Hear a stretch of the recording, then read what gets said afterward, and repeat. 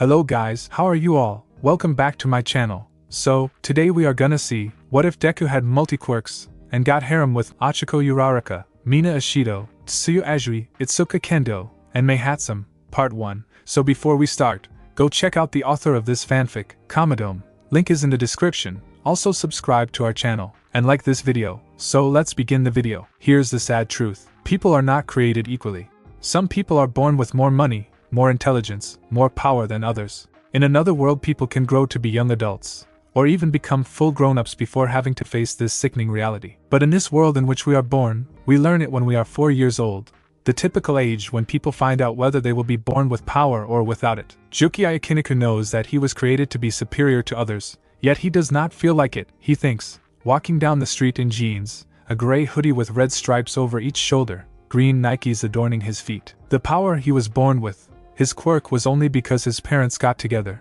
as an obligation to the world. It would be more accurate, he thought idly, sifting a tuft of his unruly brown locks through his fingers, to say that it was an obligation to the government. He knew he was only born because men in suits demanded it. He also knew he should be grateful, regardless. The power to increase strength with punishment, and the power to recover from any punishment combined in one body? Power like that should be enough to make anyone feel superior, feel more than equal. But he wished that he could just have one person in his life who truly loved him because he was him, regardless of whether they were equal. He knew he shouldn't complain. He would grow up to be an amazing hero one day. His parents had gotten him into UA Academy, the world's greatest school for future heroes, on a recommendation. His teacher knew he would be capable of great things. So why? Why did he feel so empty? Because his powers were the only reason anyone praised him. He wished he had one friend, one person who could admire him for another reason. So when he's walking down the street one day, and his gray eyes see a young boy no older than 4 lying on the ground, he decides this is a chance. Sure, he's not a classmate, nor is he very strong if the bruises he is covered in are anything to go by, but it's worth a shot. Maybe this way someone can look up to him just for being there. He makes his way over to the child. Seeing him up close, he has confirmed that the child is indeed covered in bruises. Among the child's other features are green eyes, some freckles dotting his cheeks, and a curly mop of black hair with green highlights make up his other features. It also seems that he has not taken notice of Jukiai. He is simply staring up into the sky. He decided it was time for the child to take notice. Hey there, kid. Well, the first greeting could be a lot worse. The kid looks up, finally noticing the, by comparison, enormous figure hovering over him. Shunsuke can't help but notice how the kid's eyes seem to trade exhaustion for nervousness. He answers by reaching out with a scarred hand, offering to help the younger one up. The child raises himself off his back, looks at Jukiai's outstretched hand, then to Jukiai, looks back at the hand, then nervously, it seemed, grabbed Jukiai's hand, which quickly lifted him off the ground. The boy dusted himself off, then quickly looked around himself, probably trying to think of what to do next, Jukiai mused. Then he looked up at Jukiai, and spoke in the purest voice Jukiai swore he ever heard. Hello, he started shyly. He seemed unsure of how to proceed. Jukiai wasn't going to hold it against him, because talking to a stranger of a whole different age group, he wasn't sure what to do either. That didn't stop him. Well, kid, you seem like you've had a rough day. Oh, that totally wasn't insensitive. The child didn't quite seem offended. Of course, he didn't seem to want to talk about it either. If anything, he seemed like he wanted to avoid the topic. Oh, it's nothing. I was just playing with my friends and I fell. That lie was entirely too obvious, and they both knew it. It only motivated Jukiai to press further. Oh, really? And what were you and your friends doing? And where are they now? They went home now. He lied clumsily. I decided to stay behind, rest, and then go home by myself. Jukiai's focus went to the kid's right arm. Really? He said. Well, you must have landed on some pretty hot rocks. They look like they left some pretty nasty burn marks. Izuku Midoriya knew the game was up just like that, but he didn't want to burden this stranger with his problems. What was he supposed to do? He had to find a way out. He had to. Before he realized it, tears began flowing out of his eyes, and he began to sob uncontrollably. He couldn't do it anymore. He had to put up with so much. He was clumsy and untalented. His own friend hated him, and he would never get his quirk. He had put up with it for so long, and now he couldn't do anything but cry, because it was all just too much to bear. Jukiai was taken aback when the child in front of him started to cry, but he wasn't exactly surprised. That did not mean he wanted to deal with it.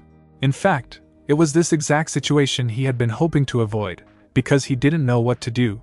He knew how to take down a villain who was armed when he was not. He knew how to rescue civilians from a burning building. He knew how to one-shot a villain with a hostage. But at the end of the day, he could not bring true comfort to children like other heroes, for he did not know how to stop their tears. So he did what he could do.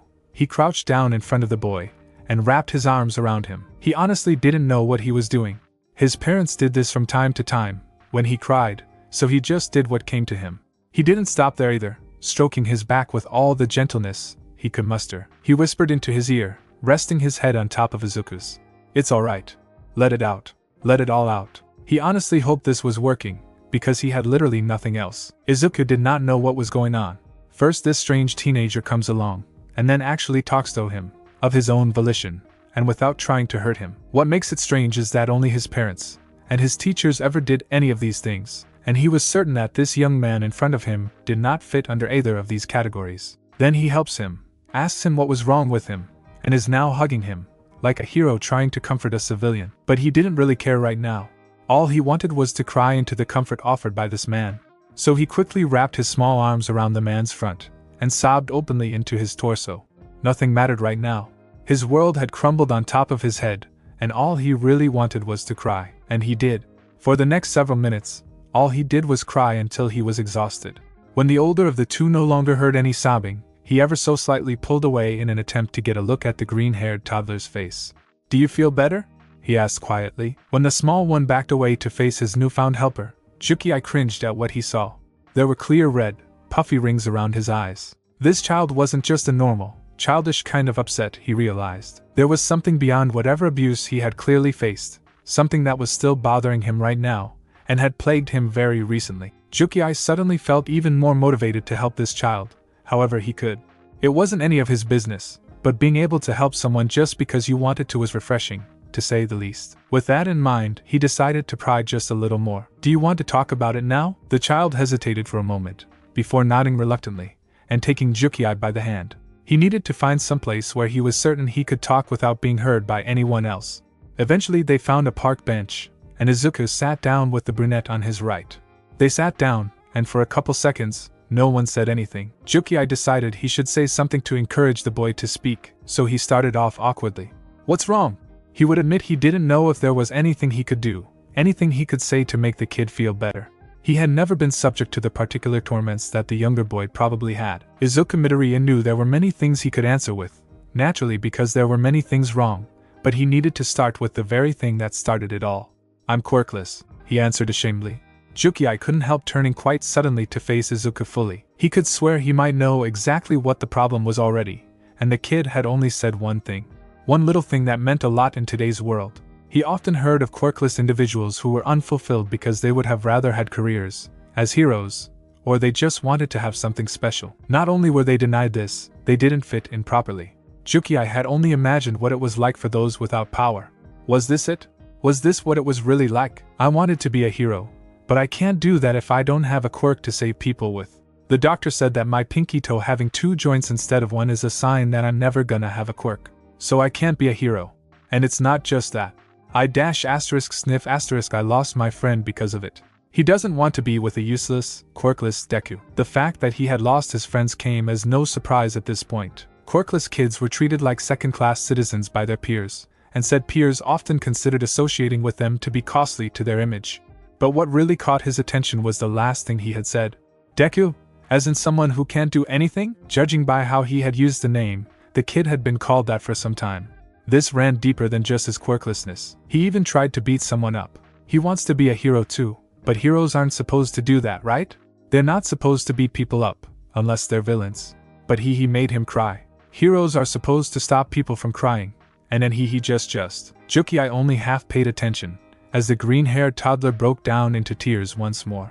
He was at a loss. He really wasn't sure what to do, even when it sank in that this child, who clearly wanted to be a hero so much that he would never settle for anything else, not only was incapable of ever achieving it, but had also been abandoned by the ones he called his friends. He was lost as to what to do. He was stressed because he had confirmed he could not offer true solace, but in the midst of it all, he was angry. He was angry at himself for being so incapable. He was angry at the little monster who decided to belittle him for what he didn't have. He was mad at himself for being unable to do anything, but he was also angry about being right. This kid was born with less, left wanting more. He was born unequal. These were the kinds of people he did not know how to truly help. And when he looked at this child, who was suffering at too young an age, it only made him feel worse. He desperately wished there was something he could do, but he could think of nothing. But even so, Izuku suddenly spoke up, recovering from his tears. "I'm not gonna give up." Jukiai jerked his head quite quickly to face the kid. "I don't care if Kaken says I can't do it. I'll become a hero, even if I don't have a quirk. I'll find a way, even if it takes all I got." Izuku turned to Jukiai with a determined expression. "I'll do just like All Might does, and keep smiling, even when things get bad. If I gave up here, I wouldn't be a hero at all. So I'll keep going until I make it there, no matter what." Jukiai was in awe. How was this kid just a kid? How could someone his age be capable of giving himself hope like that? Jukiai wanted to think it was just denial, that he was really broken up, but the type just sounded so genuine. The brown-haired hero in training wouldn't deny wondering if the kid could actually do it. Could one really be a hero without a quirk? He had known of an upperclassman of his who would be going by the name Eraserhead, whose quirk allowed him to erase the quirks of others, but when he thought about it in depth, Jukiai was well aware that it afforded him zero combat or rescue prowess. He was able to take on other villains due to his skills and on-hand tools. Suddenly, a quirkless hero didn't seem so far-fetched. He honestly wished he could be there to watch the kid pull it off. And then it hit him. What if this was it? What if this was what he had been looking for? What if this was what they both need? Jukiai, as strong as he was alone. And his child, tenacious as he was in need of support and a friend, just as Jukiai himself was. Maybe Jukiai could at least guide him part way, and it would be something they could bond over. What if this was, dare he say it, an act of fate? In any other event, he would have very vocally scoffed at the idea, because in a world where genetically passed superhuman abilities were the norm, beliefs of such wild phenomena were easily dismissed. But in this moment, he couldn't help but feel that they were meant to meet and help with each other's problems. He didn't think about it too much. Instead, he took this rare, almost non-existent opportunity and decided to make the young boy an offer that would help them both. He turned to face him and put a hand on his shoulder to get his attention. The child suddenly turned to face him, his eyes dried with tears. "Tell me, kid," Jukiai started. "What would you say if I told you that you could indeed be a hero even if you don't have a quirk?" Izuku was definitely confused now. He almost thought he hadn't heard the teen correctly. "What do you mean, sir?" he asked. "I mean exactly what I say," Jukiai replied smoothly. "What would you say if I told you that, regardless of if you had any powers, you really could be a hero?" Several moments of silence passed before the green-haired child answered uncertainty. "I would ask how." "I will teach you," he said confidently, his lips slightly rising in a smile. "Kid, I am going to make you the offer of a lifetime. Become my student, and I will help you achieve your dreams. I will do whatever I can to help you become a hero." Izuku stared at the stranger in fascination. Was he serious? They had just met moments ago. Was he really offering this quirkless nobody his assistance? But in spite of his denial, Izuku could not deny he wanted this. He truly would not give up. If anything, his powerlessness had pushed him to do better. So he decided to quit moping and take up on strangers' offers. Now he even had someone to teach him. How could he refuse? With that, he quickly wiped the drag from his eyes, stood up off the bench, clenched his fists, and faced him directly. A determined look that Jukiai couldn't help but think suited him far better than the tears. "Yes," he answered. "Please make me your student." For the first time since Izuku saw him, Jukiai let out a smile, even though it was just a lopsided grin. "Well then, Squirt," he said, "I would love to get started right now, but we need to be responsible. I'll have to talk to your parents about this, and make sure I have their permission. I can't teach you anything if your parents don't want me anywhere near me." Izuku nodded in acknowledgement. "By the way, kid, if we're going to be working together, I need to know your name." There was a small awkward silence after that before the younger child introduced himself. "My name is Midoriya Izuku." The older child took that as his cue. So in a rare moment of bravado, he puffed his chest out and cocked a thumb at himself, wearing a large toothy grin. "Nice to meet ya, Midoriya-chan," he said. "I'm Akiniku Jukiai, aspiring hero, and second-year student of UA High School, the greatest hero course school in the world." Jukiai had never been an especially thoughtful person.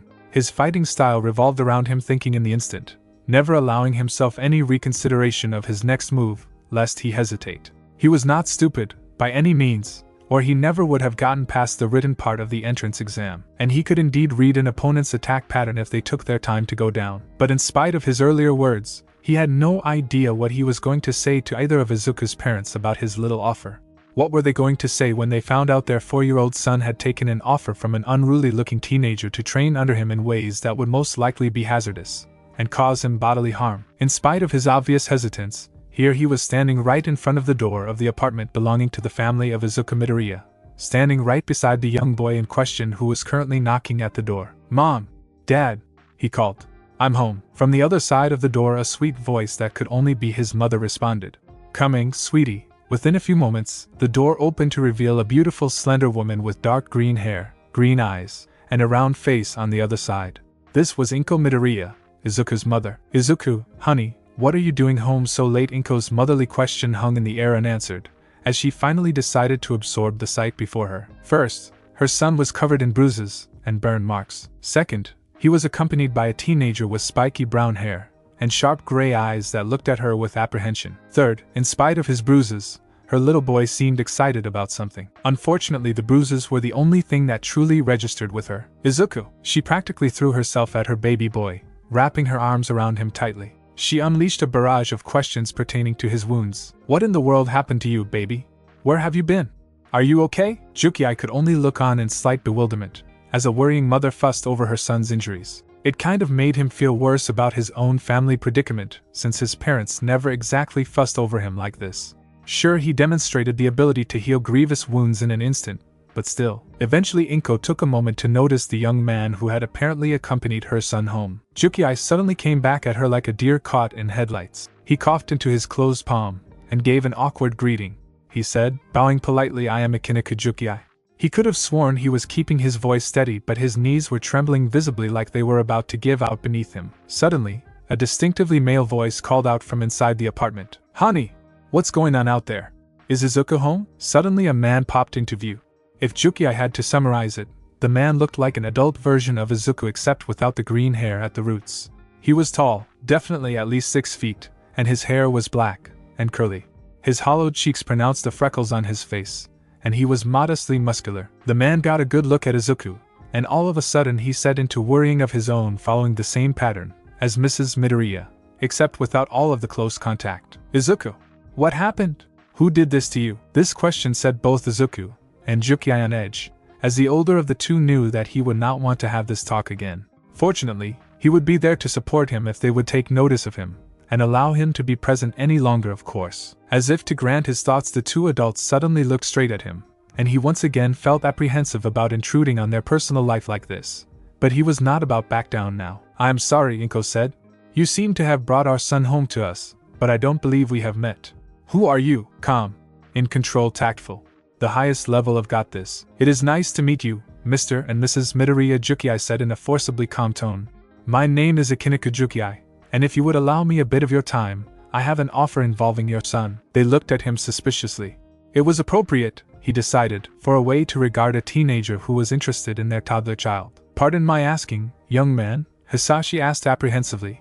"But what business would you have with our son?" Jukiai could have sworn for a moment that he had his response physically stuck in his throat. "It has to do with how I found your son like this." Silence rang throughout the household, as the newly addressed parents of Izuku Midoriya absorbed the information received. With a bit of hesitation, and some encouragement from Jukiai, Izuku told his parents what had transpired a few minutes prior to coming back home. His parents had been shocked to learn that he was being bullied, and by Katsuki of all people.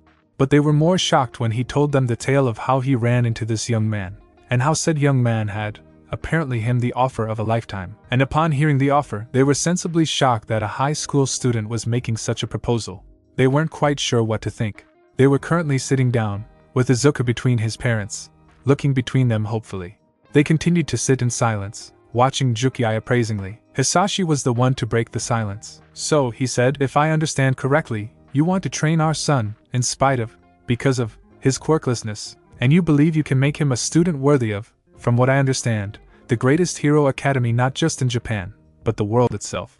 Am I correct in saying this?" The addressed student of said school would take to his grave the amount of terror he was feeling in having to face two non-threatening civilians just to ask their permission for teaching rights. He was grateful his teachers weren't here making an exercise out of this. He would be embarrassing himself, and them. But the way the kid was looking at him, it pushed him through all that. "That is correct, sir," he answered, swallowing. "I came across him in the aftermath of a heated struggle between him and some of his peers. Inko's face fell at the reminder.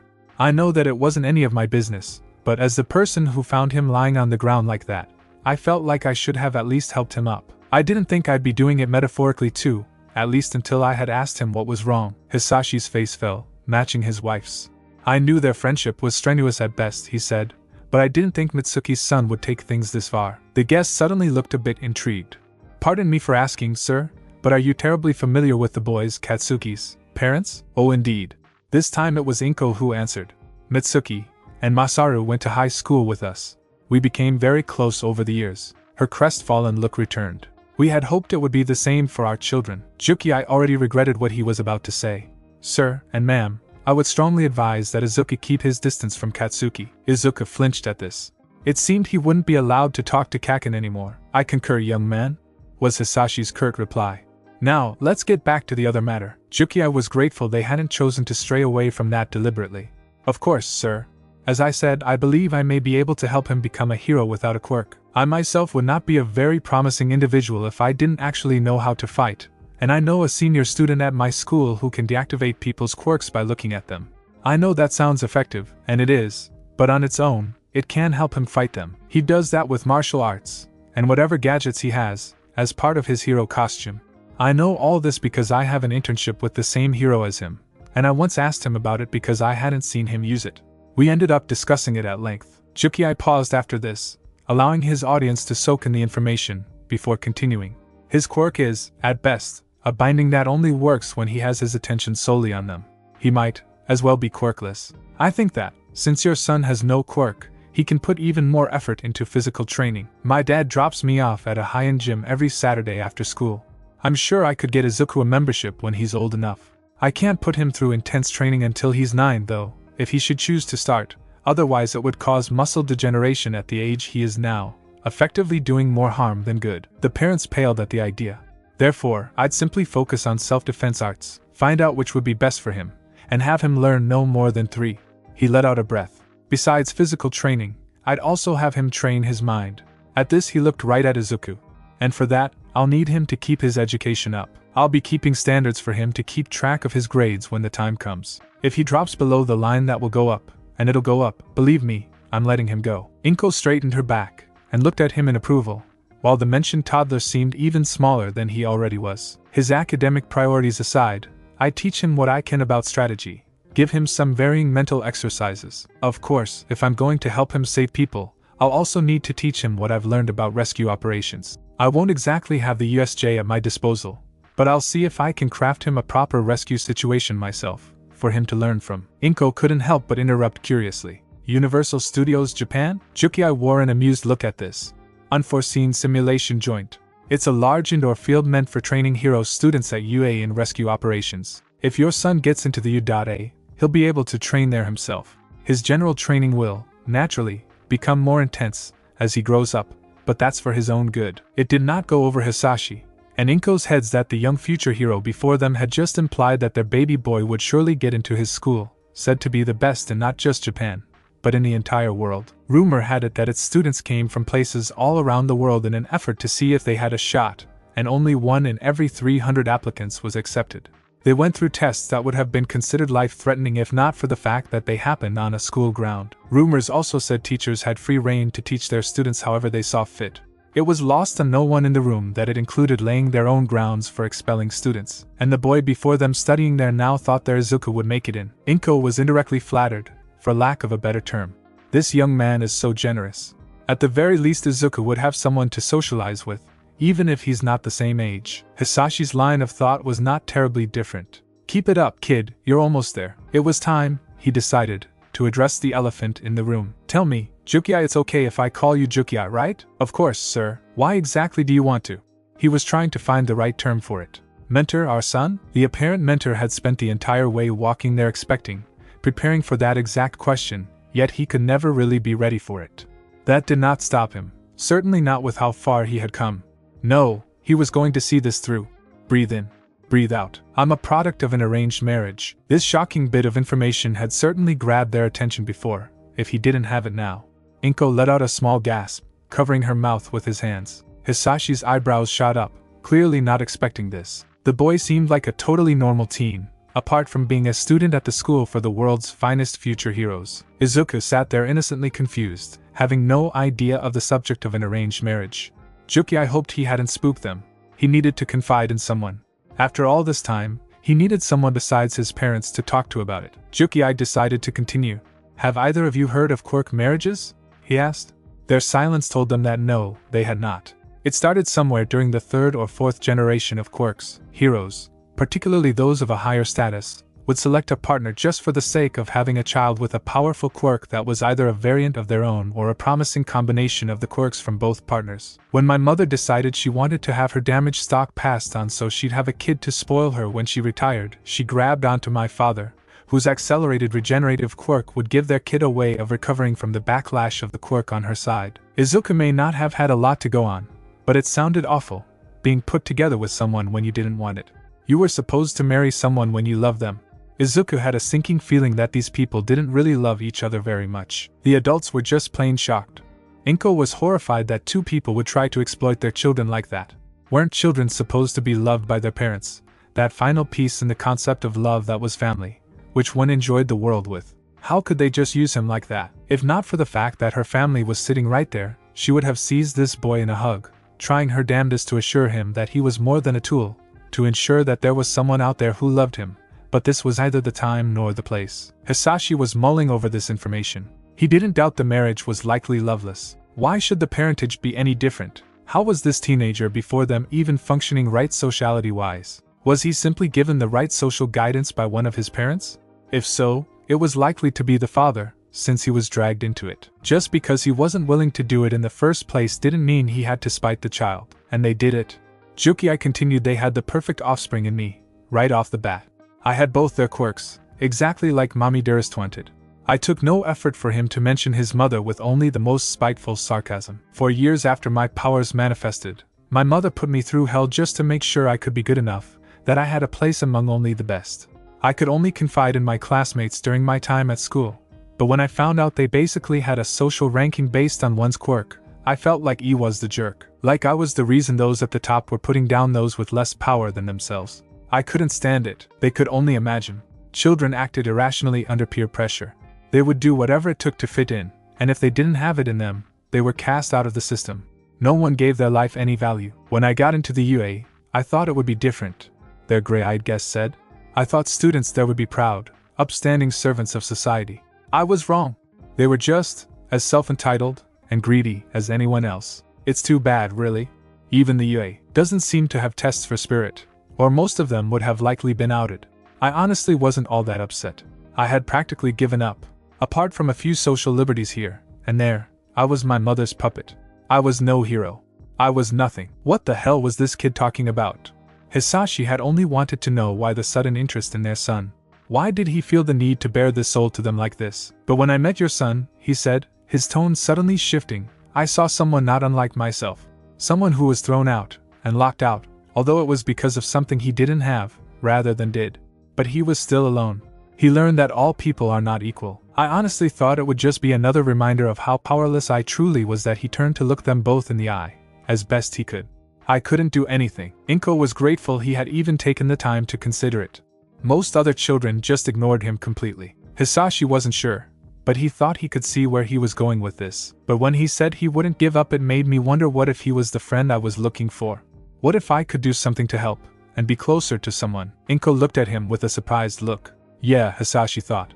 He figured so. I need a friend who I can rely on to be with me, and he needs to find a way to become a hero, and a friend, and some proper guidance, and a confidence builder, and he paused. This wasn't getting him any further, as far as he could tell. I just want so much to help him. In that instant the brunette did what no one expected. He got up from his chair, got down on his hands and knees before the Midoriyas, and bowed his head to them.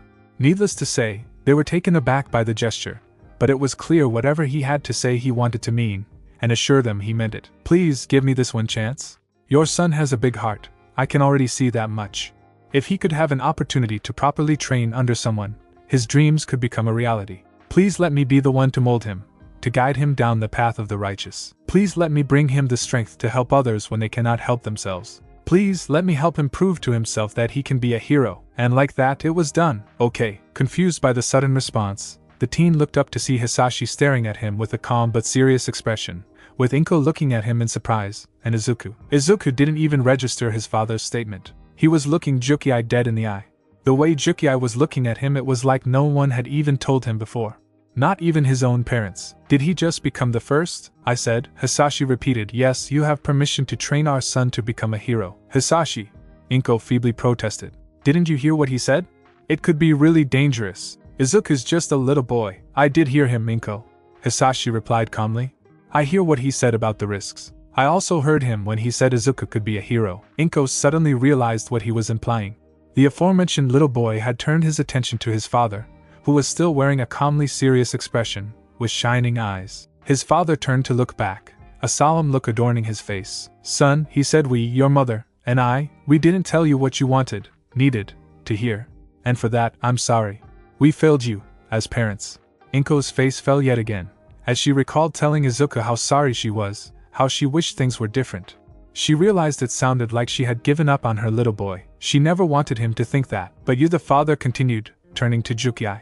You just said it right now, that he can be a hero. You said what we, as his parents, didn't have it in us to say. And you said it without too much thought. If you believe he has a chance, then we leave his training to you. Juki sat up on his knees from his bowing position, as Hisashi stood at full height.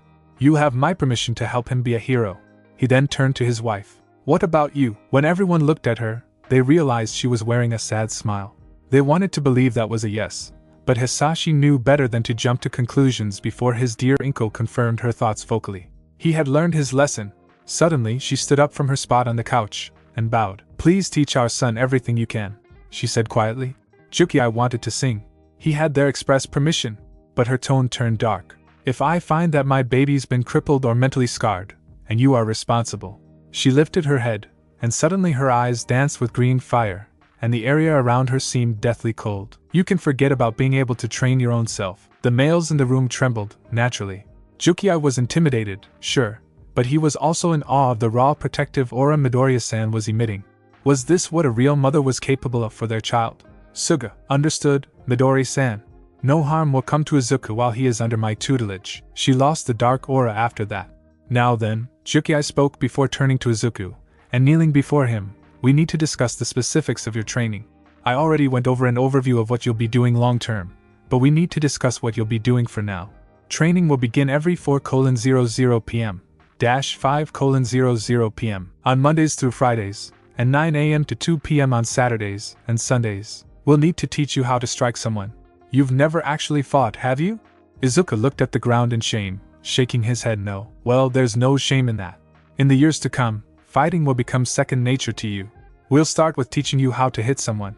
Then we'll move to basic fighting moves, punching, kicking, grabbing, dodging, blocking, and the like. I happen to understand martial arts at a level where I can look at a novice such as you, and tell what kind of martial art they've been practicing, how good they are, and what would suit them best. By the time you're 9, I'll have you used to brawling, and I'll have selected 3 martial arts to teach you. At that point, training will be much more intense.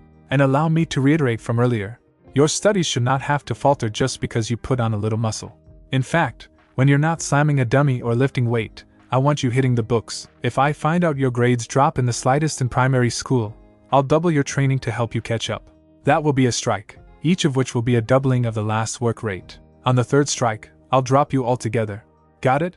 Izuku paled at the thought of that, but nodded nonetheless. Good. When you get to middle school, I'm not allowing any slip-ups. Strike 1 and you're out. Understand? Even paler than before, Izuku nodded again.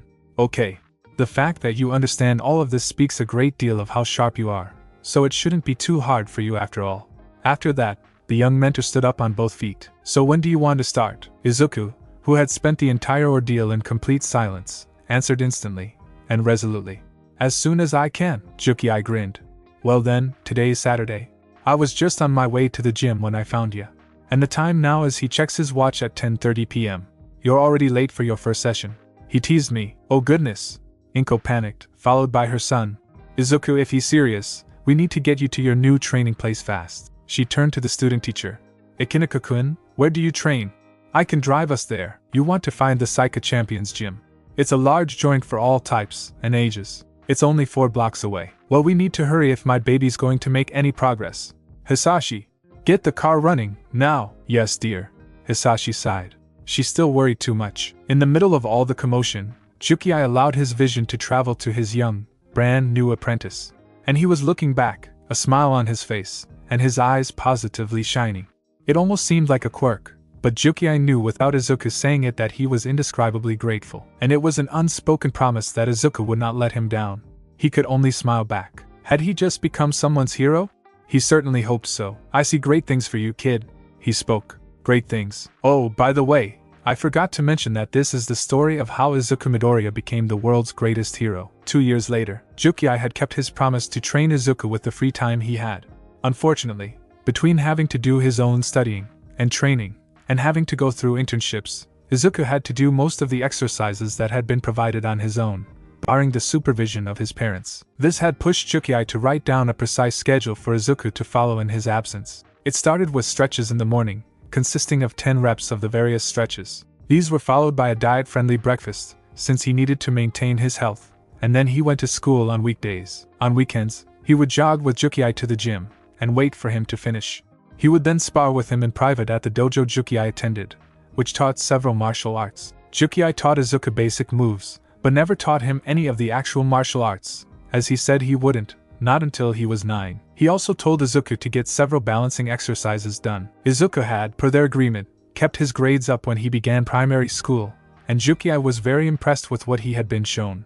Something told him Izuku would grow to be something of a genius, but he didn't want him to get ahead of himself. The kid had just started. That being said, he was even more impressed to find Izuku had taken up a little hobby, quirk analysis. He had 2 notebooks with notes on different heroes, and their quirks, fighting styles, tactics, costumes, gadgets, and the like. It had been going well.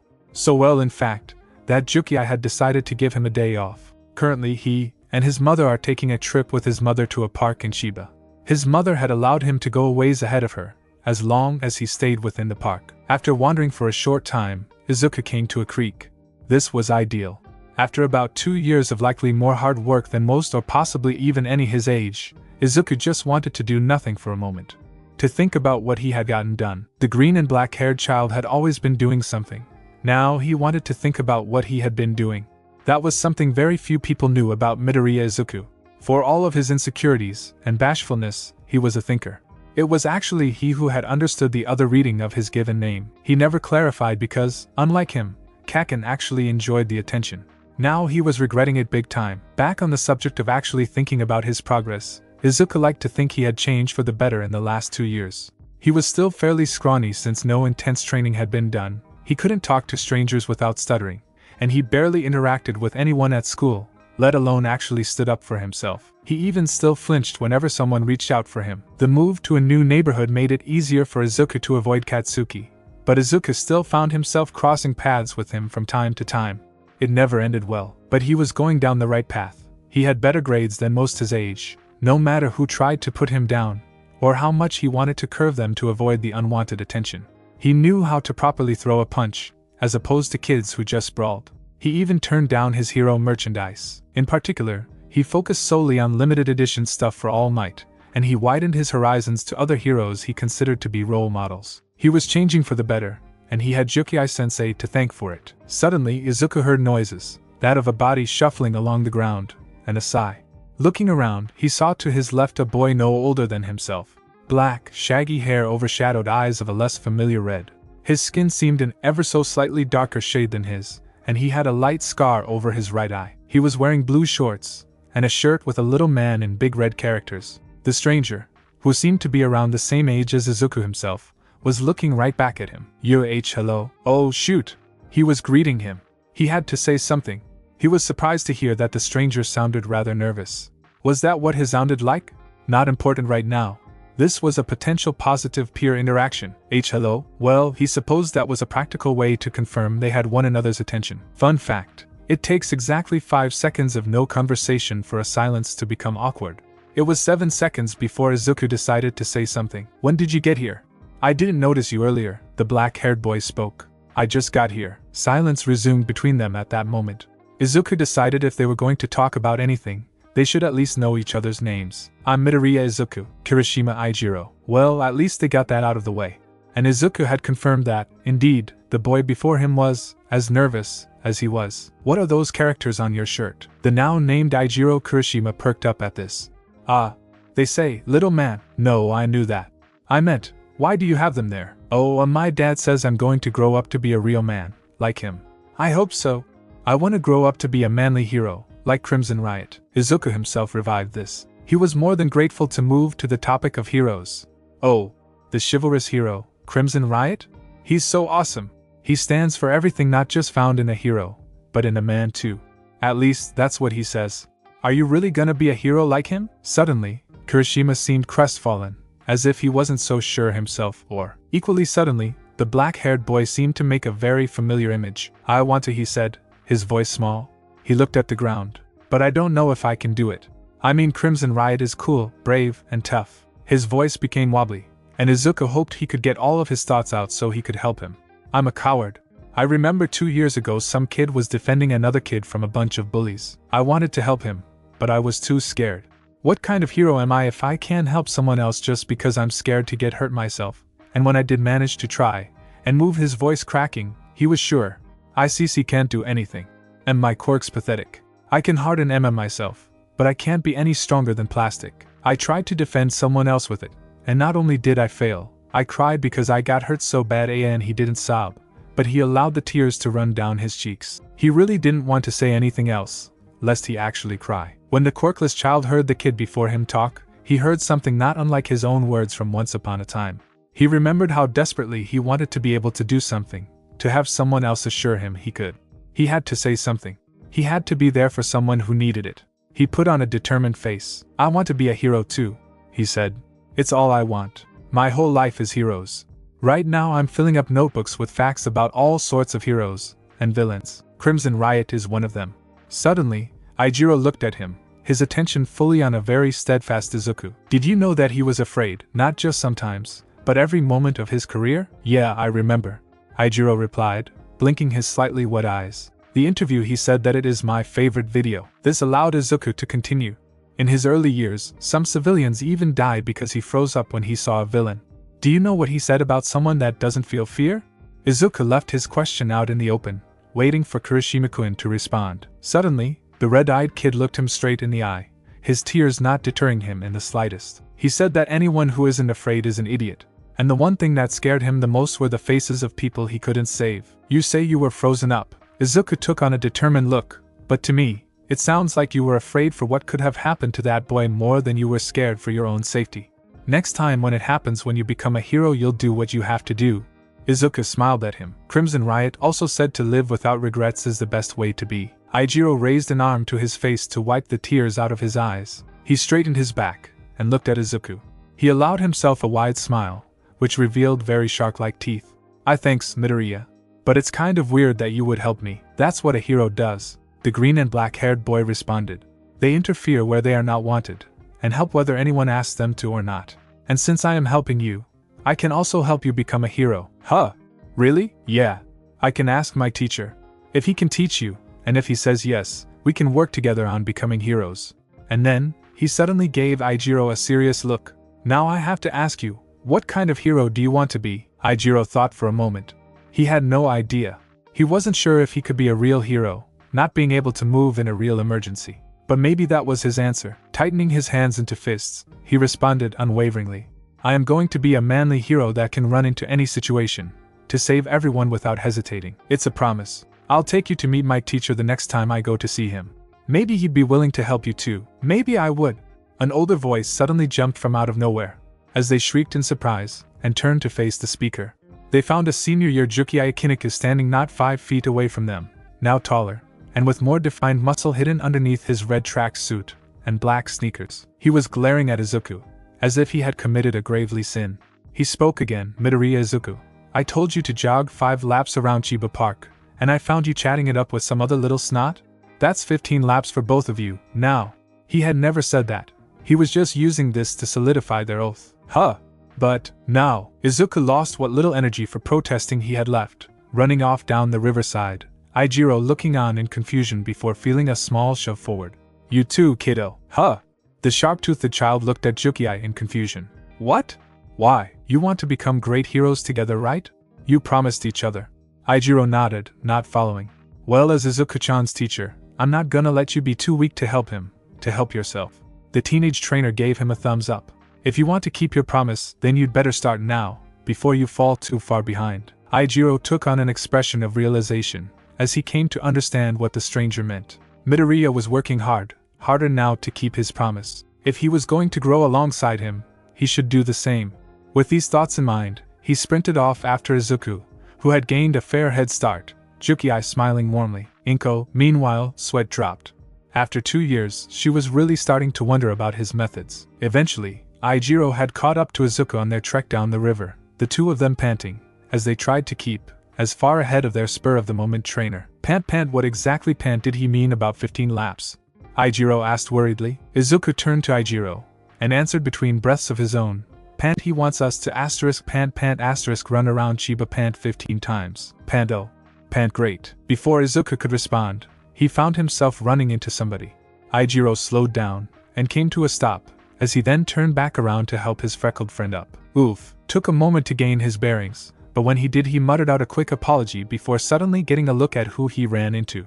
It was a young girl about his age with a large mouth, and eyes with pronounced lower eyelashes, forming a rather vacant expression. Her nose seemed to be more of a snout, and her hair was long and teal. She had large hands and feet, and she was wearing a blue polo shirt and khaki pants. But most importantly, she was a girl. She was a girl. Midoriya?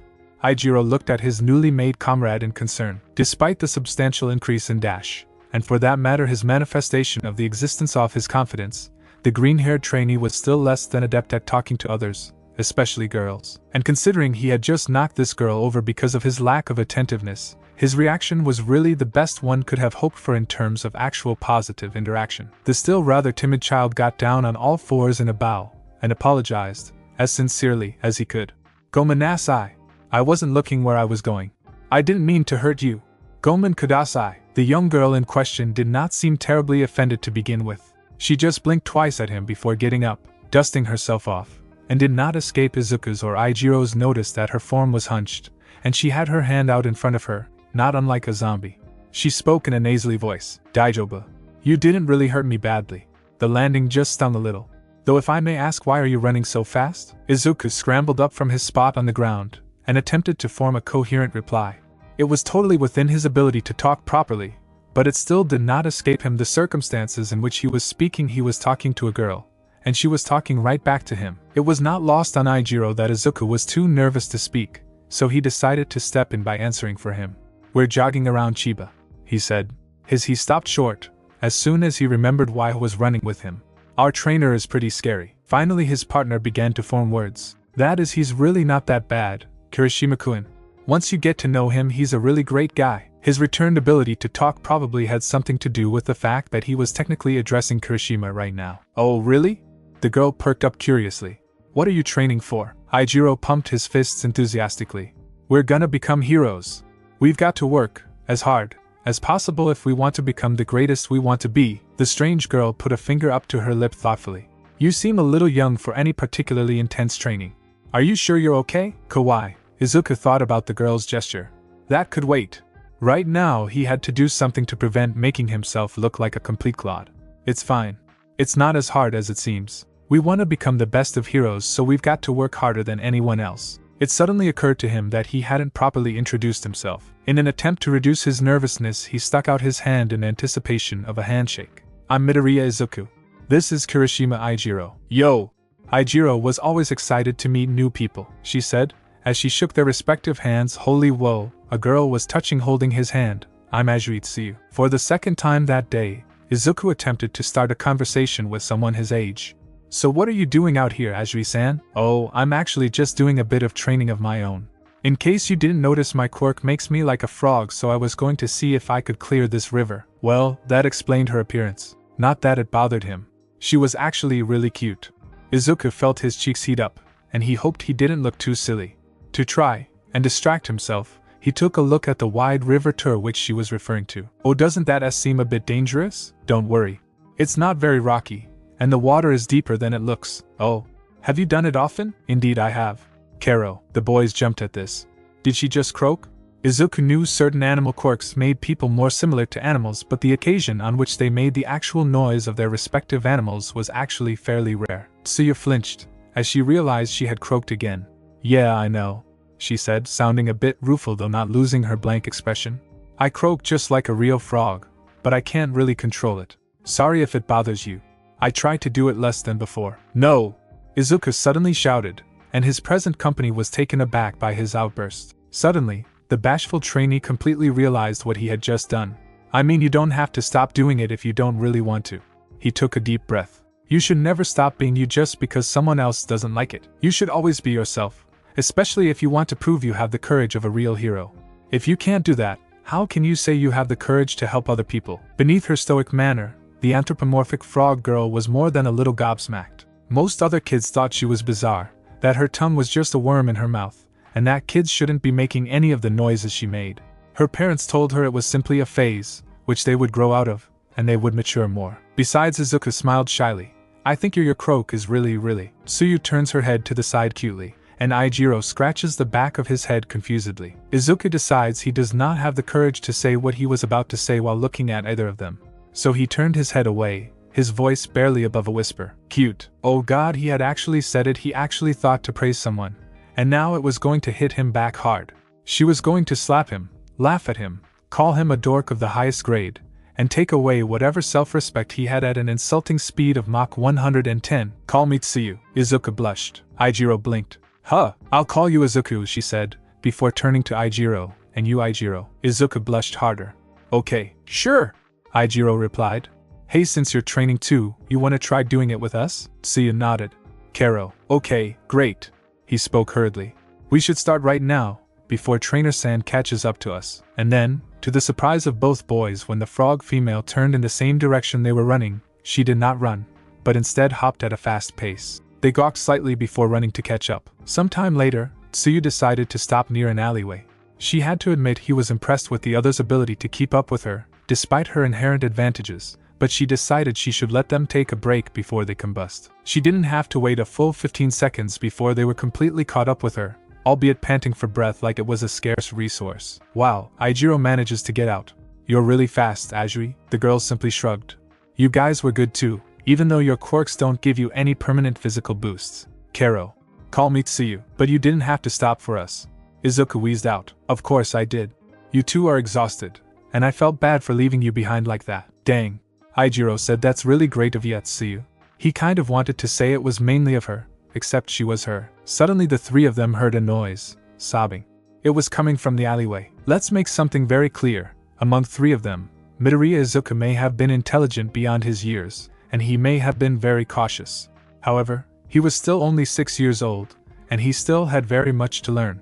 And much like any 6-year-old who had very much to learn, he had a vicious curiosity streak. So when his newfound companions took a slight step towards the alleyway, he not only failed to stop them from doing so, he also took a step forward with them. They also took several more steps forward until one of them Aijiro stepped on a can, and evidently alerted the presence within the alleyway to their own presence. What they were not expecting was the voice of someone their own age. "Who's there? Don't come any closer." Izuku tensed up. "Who's there?" "Midoriya," Aijiro whispered. "Maybe we should go." "Calm down, Aijiro," Tsuyu said. "If we were in any trouble, we'd be running on reflex." "Hey!" the hardener protested indignantly.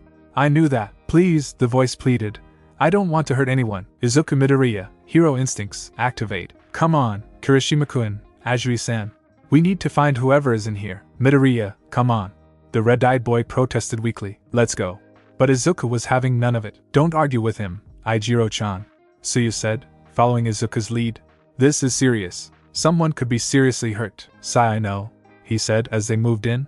Looking back at that moment, he would be very upset with himself for almost abandoning someone just because he was afraid. Again, not 10 minutes after he made a vow not to do that. After about 3 minutes of stumbling, careful steps, and one instance of Aijiro almost scraping himself on the brick wall, they went far enough that they could make out a figure in the darkness. With only minimum light from the split in between the building tops, it was too dark for them to properly see his full appearance, but they could tell he was actually shorter than them, though he seemed to be the same age otherwise. He or she was curled up into a ball, and they could more clearly hear his whimpers now that they were much closer. "Hello?"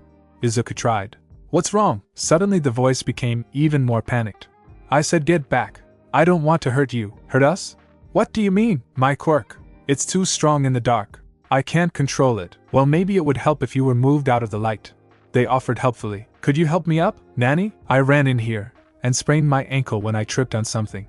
Honestly, he was so embarrassed he hadn't just thought of crawling. Now he was going to make them do it? Okay. Come on, Kirishima-kun. Help me lift him up. You grab his left, I'll grab his right. It took a bit of time and effort, but they managed to lift him up over their shoulders and help him out of the alleyway. Upon setting him down, they see his full face. He is definitely a boy, the voice gives everything away, but they immediately noticed he has the head of a hawk. His eyes are a slightly deeper red than Aijiro, and he is wearing black shorts and a gray shirt that has the kanji for spook. I'm Tokoemi Fumikage. The boy stutters out, and Izuku wonders for the second time that day if that is what he sounds like. Midoriya Izuku Disa, Kirishima Aijiro Disa, Ajuitsuya Disa. There were several seconds of awkward silence before Izuku's curiosity got the better of him. So what is your quirk? Normally young Fumikage would have been far too afraid of what other people would say to tell them about his quirk, but the way this boy asked that, and the way he looked at him made him believe he could trust this boy and his friends. My quirk is a dark shadow. Suddenly, everyone gasped when a stringy-bodied creature with a bird's head not unlike his own appeared from his torso. I can control this little creature made out of actual darkness, and he becomes stronger in the dark, but also harder for me to control. Wow! Izuku had stars in his eyes. That's really cool. Are you gonna be a hero like us? You'd be really strong, especially at night. I can't, the bird-headed boy said shamefully. I can't be a hero. What? Izuku's eyebrows furrowed. Why not? Fumikage looked at him, as though he had asked the stupidest question in the world. I showed you my quirk. Darkness is evil. If I get stronger in the dark, I'll only ever be seen as the villain. Says who? Aijiro stepped in this time. Fumikage seemed reluctant to other kids. Well, the hardening quirk user decided firmly. They don't know what they're talking about. Yeah, Izuku said. If they think darkness automatically makes a villain, they don't know what a real villain or a real hero is. Fumikage was very much taken aback. Did you really think I'm not a villain? Yes, Izuku declared firmly. Even more than that, I'd bet you could become an awesomely powerful hero. Yeah, what he said. Let it be known Aijiro Kirishima was not gifted in the ways of backing others up logically, only morally. Fumikage did not know what to say. His parents would only try to comfort him, and say he wasn't a monster, that he was a good boy, their good boy. But when he asked them if he could be a hero with this power, I thank you guys. Really, I thank you. I just. Fumikage. Suddenly the group was approached by two adults, who happened to be Fumikage's parents. His mother was a woman of average height whose most noted feature is the head of a pigeon with human eyes, and gray feathers, with a slender build, and wearing blue jeans, loafers, and a dark gray cardigan. Her name was Tsubame Tokoemi. His father was a slightly short man with red eyes, and dark hair that was spiked backwards.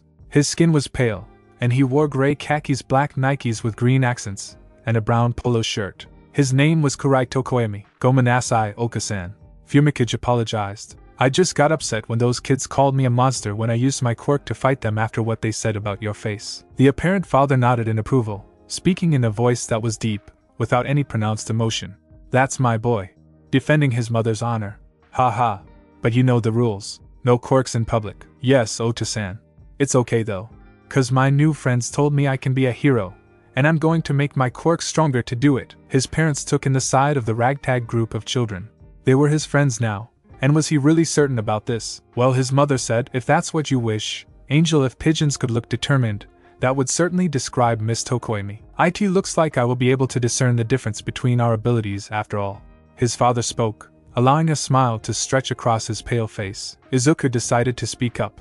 Mr. and Mrs. Tokoemi, is it okay if Fumikage-san plays with us for a while? The parents think it over for a moment. His friends seemed rather encouraging. They were nice to him in spite of having apparently seen his powers. And this green kid. Worry not, my treasured child. His father spoke. You are graced with your father's express permission for this escapade with these mysterious youths. Dear, the missus admonished. If you keep talking like that, he's going to end up like you. And what's wrong with that? Meanwhile, in the background, Izuku decided to invite the shadow quirk user along on their exercise. Ito Tokoemi-san, you want to run with us? If you insist. And so the group continued, one hero larger. After several breath-draining minutes, the group comes full circle to where Izuku met Aijiro. They see something that was not there when they left. A young girl with eyes with black sclera, and yellow irises, light pink skin, and small horns just barely poking past her curly pink hair is shaking in her shoes, standing with 2 kids behind her, doubled over in what is most likely pain. Standing before her are 3 kids who reek of ill intent. The one standing in the front, Izuku recognizes as all too familiar. Kaken? What was he doing here? Did he really know this girl? What was going on? That last one he felt he already knew the answer to. Get out of the way, Pinky, the gruffly voice of the child demanded. These 2 need to learn their place. The strange girl in front of them, who is still trembling head to toe, spoke out as defiantly as she could. Why are you being so mean? You made me cry, Baku. If you keep on hurting them, I'll stop you myself. Izuku suddenly saw someone standing where he once stood, defending someone from the person he used to look up to more than anyone else in the world. No one came to defend him. He would not allow the same misfortune to befall this girl, who had no business being here. I have a plan. Katsuki Bakuga had only ever been so irritated once in his short life, and he was about to deal with it the same way. Heh. You really want to try and stop me? Even your quirk doesn't compare to mine. How much acid can you throw before it hurts you? He took a step forward to assert his imagined authority. Don't come any closer. Mina raised her tiny fist shakily. Don't come any closer or I'll throw all of it at you. Bakugo is unintimidated. Enough. Time to end this charade. You know what? He slams one fist into his palm, a tiny explosion going off between them. Fine. I'll let them go. But you have to agree to take their place. The pink girl is frozen in fear, unable to respond. I don't hear any argument. Well then I guess that settles that. You're going down. Suddenly, Katsuki found himself getting tackled to the ground, his arms in someone else's grip. Hey, who are you? Get offa. The precocious bully suddenly looks up to see familiar green and black hair, and green eyes glaring back at him. It is accompanied by the most annoying voice he swears he's ever heard. You're still hurting people, Kaken. You never change. Deku? What are you doing here? Get off of me. Izuku suddenly sees little sparks from out of Katsuki's hands, and uses the split second he has left to get away, before an explosion the size of a compact car shoots from out of the blonde's palms. Katsuki scrambles off of the ground, and snarls. Still getting in my way, huh Deku? You may have moved away like a coward, but you'll always be a thorn in my side. You're outnumbered, Kaken. Huh, look around you. You can't take us all on. Katsuki looks over to where his followers were, and sees that he is indeed outnumbered. The freak with the bird head was pinning down long fingers with some shadow monster that was appearing from his stomach, and the fat one with the wings was being held down by his arms and legs by some frog-looking girl and some emo-looking kid. And to top it off, that explosion was his biggest. It was more than his body could take, and now the nerves in his hands were damaged. Realizing Deku is right, he curses for the first time in his life. Kyuso. He turned to face his imagined rival. This isn't over, Deku.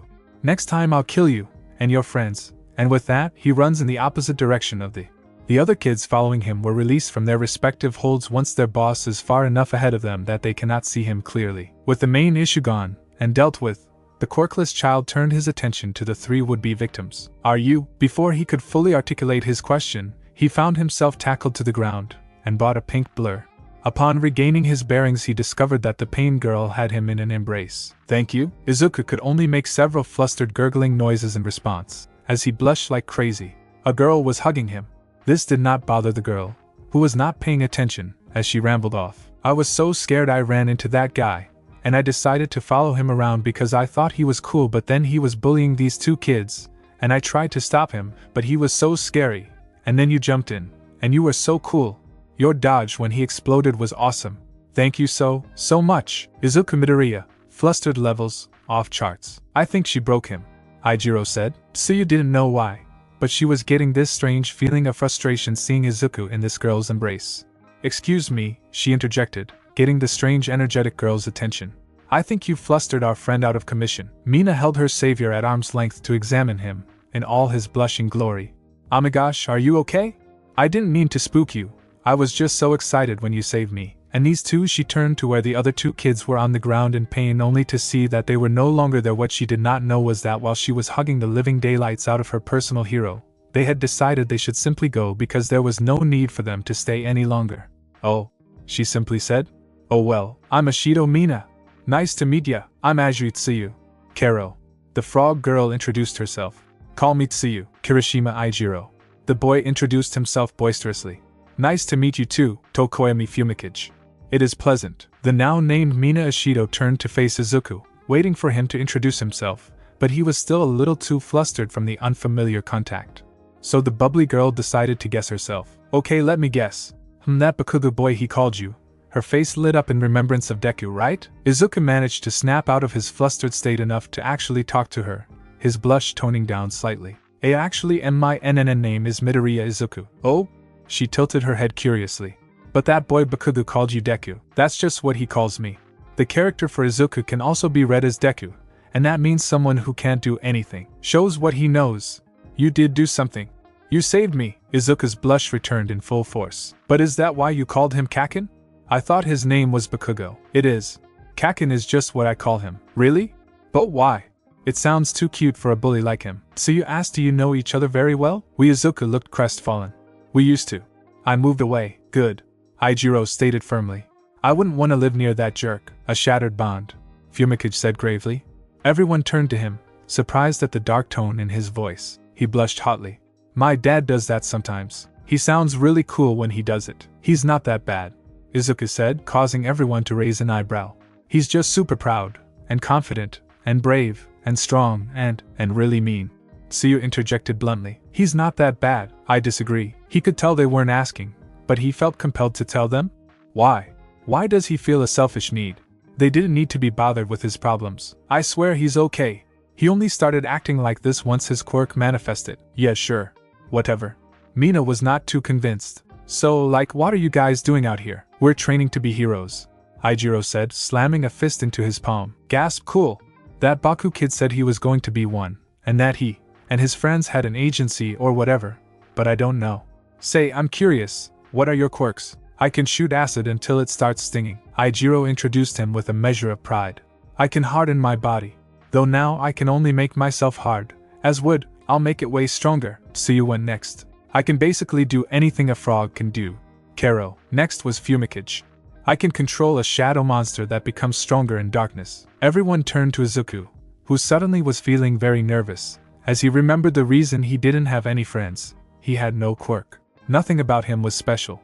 The expectant stares were suddenly becoming too much to handle. Izuku-chan, Ajri said, you never did mention your quirk, or what you can do with it. Yeah, Aijiro chimed in. Why is that? You needn't divulge anything personal to us. Fumikage attempted to supply helpfully. Only what you are comfortable with. Come on, spill it. What is it? He knew they didn't mean him any harm. They were just curious.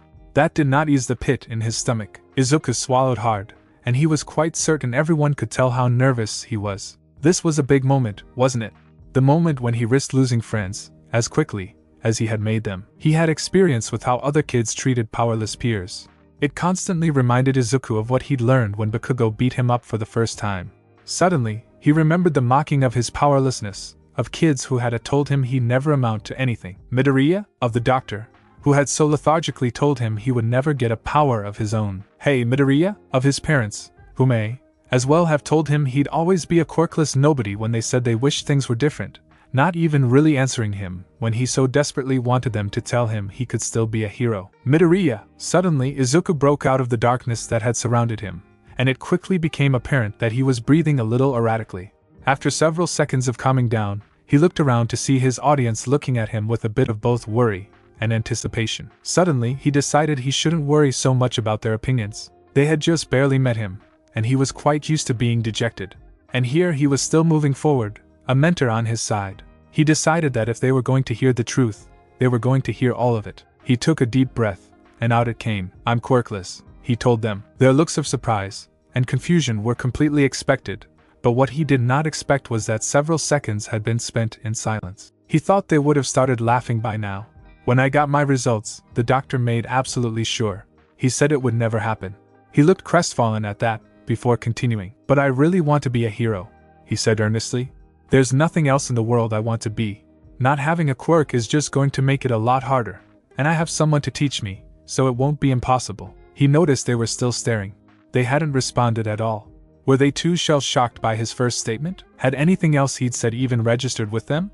I know it seems stupid, he choked out, but I'm not going to give up, even if everyone else thinks I am totally hopeless. I'll become the greatest hero I can be, the greatest in the world if I can. He noticed they still hadn't stopped staring at him. He knew it was only a matter of time, but he would get the responses. He simply closed his eyes and clenched his tiny fists. Okay, this was getting ridiculous. Izuku wasn't so sure why it was taking them so long to respond. Out of curiosity and confusion, he opened his eyes only to see that in the time he'd had his eyes closed, his companions, Sans Ajui, who still had her neutral expression, had rather positive expression. More specifically, Tokoyami looked at him with wide eyes, and what appeared to be a smile on his beak, and Mina and Ijiro had wide grins across their faces. What had gotten into them? "You're so cool," Mina and Ijiro declared loudly, catching Izuku completely off guard. "An unarmed battle against darkness," Fumikage muttered. "You're going to be working harder than I thought, if you are serious about it," Ajui said, with a finger to her lips. "You're even more of a man than I thought," Ijiro said. "I never would have considered being a hero if my quirk hadn't shown up." "Yeah, that's awesome," Ashido squealed. "Don't give up no matter what." Izuku was struck dumb. He had not expected this at all. "Yet you guys think I can do it? You don't think I'm just being a loser? A loser wouldn't not give up like this," Ijiro replied. "You are the man." The green-haired quirkless boy could only stand there in shock. All of the kids back home had automatically decided that he couldn't do anything, that he would never be any good. These kids were most certainly not those kids, and boy was he grateful for that. He decided he wasn't going to let their words of encouragement go unrewarded. He smiled widely. "If you guys think I can really be a hero," he began, "and you all want to be heroes," so he paused for a moment, and continued when they nodded in affirmation, "then we will all become heroes together," he firmly decided. "My sensei is very nice. I think he would be willing to take up more students. He even made me and Kirishima-kun go on a jog together so we could secure the promise we made to each other." The aforementioned boy looked at him in surprise. He did not expect him to figure that out. Suddenly, out of nowhere, said teacher made his appearance, standing proud and tall, looking at each and every one of them appraisingly. "Well, Izuku," he said, "it's good to see you brought me some fresh meat." He then crossed his arms over his chest. "All right, listen up," he said. "I don't care if you're a wimp. I don't care if you're geeks. I don't care if you don't even know how to properly fight. And I don't care if you've never fought in your life or done anything dangerous," he said. "However, if your collective willpower is sufficient to endure what I've got in store for you, then you will be one step closer towards your little aspiration. There will be no change in schedule. There will be no sick days. There will be no late UPS. And you will always be better than you were the day before. Am I understood?" Bewildered by the arrival of their new teacher, apparently, each of them stood ramrod straight and saluted. "Yes, sir," they responded simultaneously. Satisfied with their response, Juki decided to let up on the verbal abuse. "Okay then," he said, "it seems you all day I had a very good listen. Now if none of you are the spineless, all talk, pansy ass little worms I think you are, your training will begin right now." He knew this seemed like a pretty spur-of-the-moment decision on his part, and in fact it probably was, but he would not be around forever. In fact, if Juki got far enough in life, he would probably no longer be needed. He would need friends to support him when his time was up, so to speak. These little brats seemed up to the task. He turned to his number one disciple. "Oh, and Izuku," he said. The address turned to him. "Nice job finding me new recruits." The mentor figure threw a morale-boosting thumbs up at him. "Who's ready?" Izuku had a feeling he would get along very well with the friends he had made today. 7 years, 6 months later, Izuku had grown very close to his newly made friends over the years, even though living in different prefectures made it hard to spend time with them often. It helped that they had a surprising many things in common between the 5 of them. Prime among them was their mutual desire to be heroes, and their preference for UA High. They were all outstanding in their own way, though Izuku had insisted he was the least amazing out of all of them.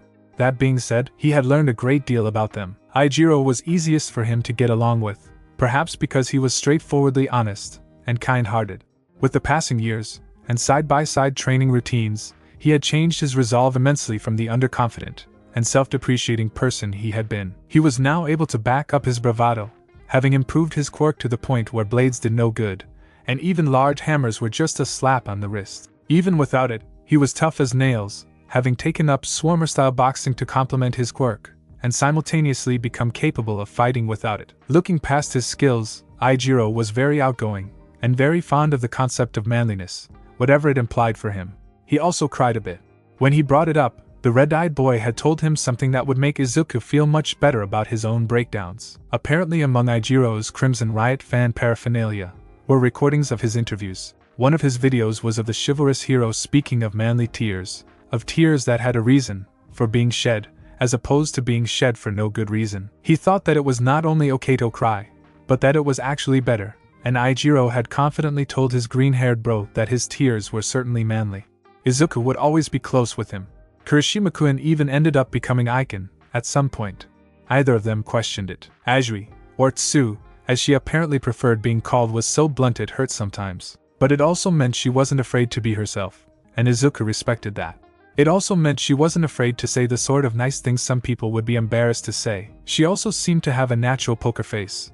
But unlike most people, Izuku knew there was more to it than just a level head, though he knew she did possess such. It was because her amphibian physiology had suppressed her emotions, making them much harder to notice even at their most obvious, accomplishable only by those who had known her long enough, like he had come to. She was also incredibly perceptive, something he could appreciate. She also liked using the Chan honorific with her peers, probably in an effort to endear them to herself. The girl came off strong for someone so emotionally subdued. Fumikage was aloof, but not out of hostility. He simply found an artful serenity in solitude, but he enjoyed the company of friends as much as anyone else. He was also a very serious person, and his silence towards certain statements made it very easy to distinguish what he thought did and did not have a point. It may have been because of his quirk, but Izuku found that his bird-headed companion was more than a little fond of the dark, and also had flair for the dramatic, which he presented subtly, as he sometimes got embarrassed about it. Izuku found he could relate to the bird-headed boy's belief in the concept of destiny, which he spoke of when he thought of their fated friendship. Izuku's own beliefs, he confided, were based off of his meeting with his mentor Jukiai, so he couldn't really argue. On the subject, he was grateful Fumikage or Fuckin had come to trust him, as he realized the Shadow Beast Master did not grant it as easily as others. Mina was by far the most outspoken friend he had made, both in appearance and personality. Her easygoing behavior made it hard for anything to really aggravate her. She was extremely friendly, all but jumping at the opportunity to interact with others. The quirkless trainee could count on one hand the number of people he knew personally who could really bring down her ever-cheerful mood. However, because she was so emotional, he found certain circumstances could easily bring her to tears. Something he wasn't quite sure how to feel about was that she was a constant tease, always finding something that rendered him red in the face, his expression clashing with his dark green curls. But he knew very well the difference between her little jabs and the downplaying comments of those he usually hung out with. She wouldn't be doing it if she thought she was actually hurting his feelings. Another notable fact he found was that she did not like bullies, something he quietly appreciated, because he was starting to doubt Kaken having a good nature. What Izuku was not aware of was the fact that Tsu and Mina felt especially close to him, and for them, becoming more than friends was more than just a little possible. It helped that he liked them, even if he wasn't sure of the extent to which he liked them. His newly made friends to one side, Izuku could say he had come very far in his training. After having done enough brawling, Jukiai had decided he was ready to teach Izuku some actual martial arts. He was now giving him lessons in Taekwondo, Aikido, and Ninjutsu, the three he felt would be best for him to learn. His academics had still not faltered. He had become a top 10 scorer in his middle school. He had emphasized the hardest part of these lessons would be mixing them together fluidly to make his own style, as all heroes, trained or self-taught, had such a style that made them unique. His strikes did not have a great deal of strength behind them, as his master had made a point of training stamina over physical strength. Lacking a quirk is going to make it harder by leaps and bounds to defeat most of your opponents in a fight of brute force, he reasoned, and it isn't a gap easily filled, so we're going to train you to have the advantage in a drawn-out fight instead. Not everything went quiet, as well as it could have. While he was good friends with all of them, Aijiro and Mina lived in the Chiba prefecture, and Tsuyu lived in Aichi. Only Fumikage lived in Shizuoka, and, as friendly as he had become with the rest of them, he did not feel okay with letting others beyond his family be in his home. It was his sanctuary, his place of privacy, his abode of solitude when the entire world seems too bright for his darkness. That last one would not be forgotten too soon by him, or any of the others. And since none of them lived in the same area as the others, again, except for Aijiro and Mina, none of them went to the same school, so they had to hang out together beyond such a place, and they only did it mostly when they were training together with Jukiai, or the now graduated Backlash hero, Penance. Needless to say, they had little time to actually spend together, so they agreed to make the time count. This was his train of thought, which led to the thought that said time should not be spent having to put up with a certain explosive delinquent and his cronies. Like right now, the green-haired aspiring hero and his friend were currently taking on a grown-up version of the savage child that had seen fit to torment them to remind them of his superiority. Their appearances had all developed greatly over the years. Izuku had gained some very well-developed muscle, though he had only grown 5 feet 6 inches, since either of his parents were very tall. His musculature went less toward buff, and more towards dense, not showing through his current school uniform. His hair had remained soft and curly, though, and his cheeks still had fat on them. Due to being in a fight, he was sporting a bruise on his left cheek, and others that were better hidden under his school uniform. He was standing in a combat stance, though breathing heavily. Fumikage was neither tall, nor overly muscular, but he was far from the scrawny kid he might have been if he hadn't had formal training. His red eyes had become more intense, and he now stood 5 feet 6 inches tall, matching Izuku. He had a blast mark on his right arm where Bakugo had almost gotten him, before Ijiro had stepped in to grab his attention, and his beak had a scorch mark. He had his hands on his knees, as he tried to regain his breath. Dark Shadow was next to him, though much smaller than he could be. Tokoemi Fumikage. Quirk, Dark Shadow. Fumicage's body is host to a wicked spooky shadow monster that becomes weaker in light, but easier to control, and becomes stronger in dark, but harder to control. Tsuyu's hair had grown so long she had tied it into a large bow that hung at her lower back, and puberty had been most generous with her. Her skin was still smooth and milky, and her legs held power that betrayed their skinniness. Her hands were large, and she still held them out in front of her when they were not in use. She was adorably, Izuku's words, making her blush later on, short next to her friends, only 5 tall. She had 2 blast marks, one on each cheek, and a third hidden on her stomach. She was crouched, giving the impression that she was unfazed by her wounds. Ajiri Tsuyu. Quirk, frog. Basically, she can do whatever a frog can. Mina was now 5 feet 4 inches, and her skin had become a darker shade of pink due to repeated exposure to her own acid. Her small horns were still small compared to other horns, but they had become curled into the front. Mina had also endured puberty most admirably, much like Tsuyu, though with a different figure. Her training had blessed her with some exquisitely muscled limbs, which did not detract from her femininity. She had black covering her face where an explosion had been unleashed on it.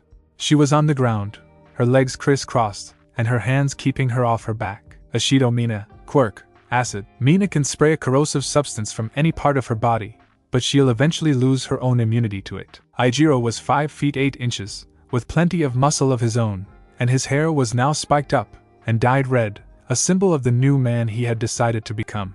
His hands had scars on them from hard work, and certain events which will not be explored or discussed here had enlarged the scar on his right eye, thankfully without damaging the eye itself. He flashed his gleaming razor-sharp teeth, his arms held up in a defensive position in front of him.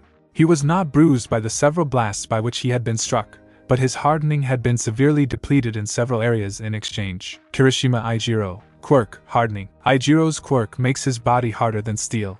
It's the ultimate combination of offense and defense, and in front of them stood Bakugo Katsuki, considerably more foul-mouthed, standing 5 feet 81/4 inch, and with a face only a mother could love, but impressive muscle of his own. His intelligent red eyes glared at his opponents, sporting an acid burn on his left shoulder, a bruise on his left cheek, courtesy of Ijiro, a scrape on his right and left forearm, from Ijiro and Fumikage respectively, and a broken, though not misaligned, nose from the one good hit Izuku had managed to get in. He also had damaged the nerves in his hands from unleashing a blast that was an attempt to get them all at once. Bakugo Katsuki. Quirk, explosions. Katsuki can let loose nitro sweat, which he can ignite on his heated palms. The more sweat he produces, the stronger his blasts become. Behind him were several kids from Aldera High.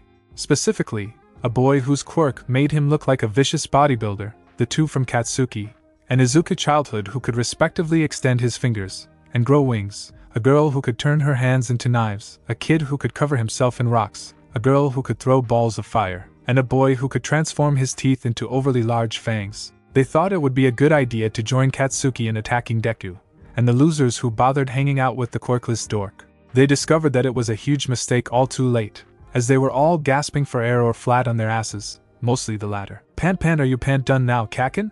The quirkless boy in question asked, determined to put this struggle to a close.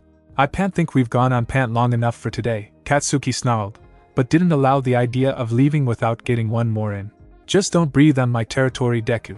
It'd be a shame if the staff had to clean shit off their entrance. With that, he went to grab his school bag and stomped off, as opposed to running, which would make him look like a little bitch. Izuku and company didn't bother waiting for the rest of the kids to leave, simply helping each other stand and move as they gathered their book bags and made their way towards the green-eyed teen's house. I honestly don't know how you do it, Aizu. Mina steamed on their trek, having to go to the same school as that jerk. I mean honestly, will the UA even let him pass their gates? Aizu sighed. He had stopped counting the number of times any of them had this conversation. Of course they will, Mina-chan, he responded patiently.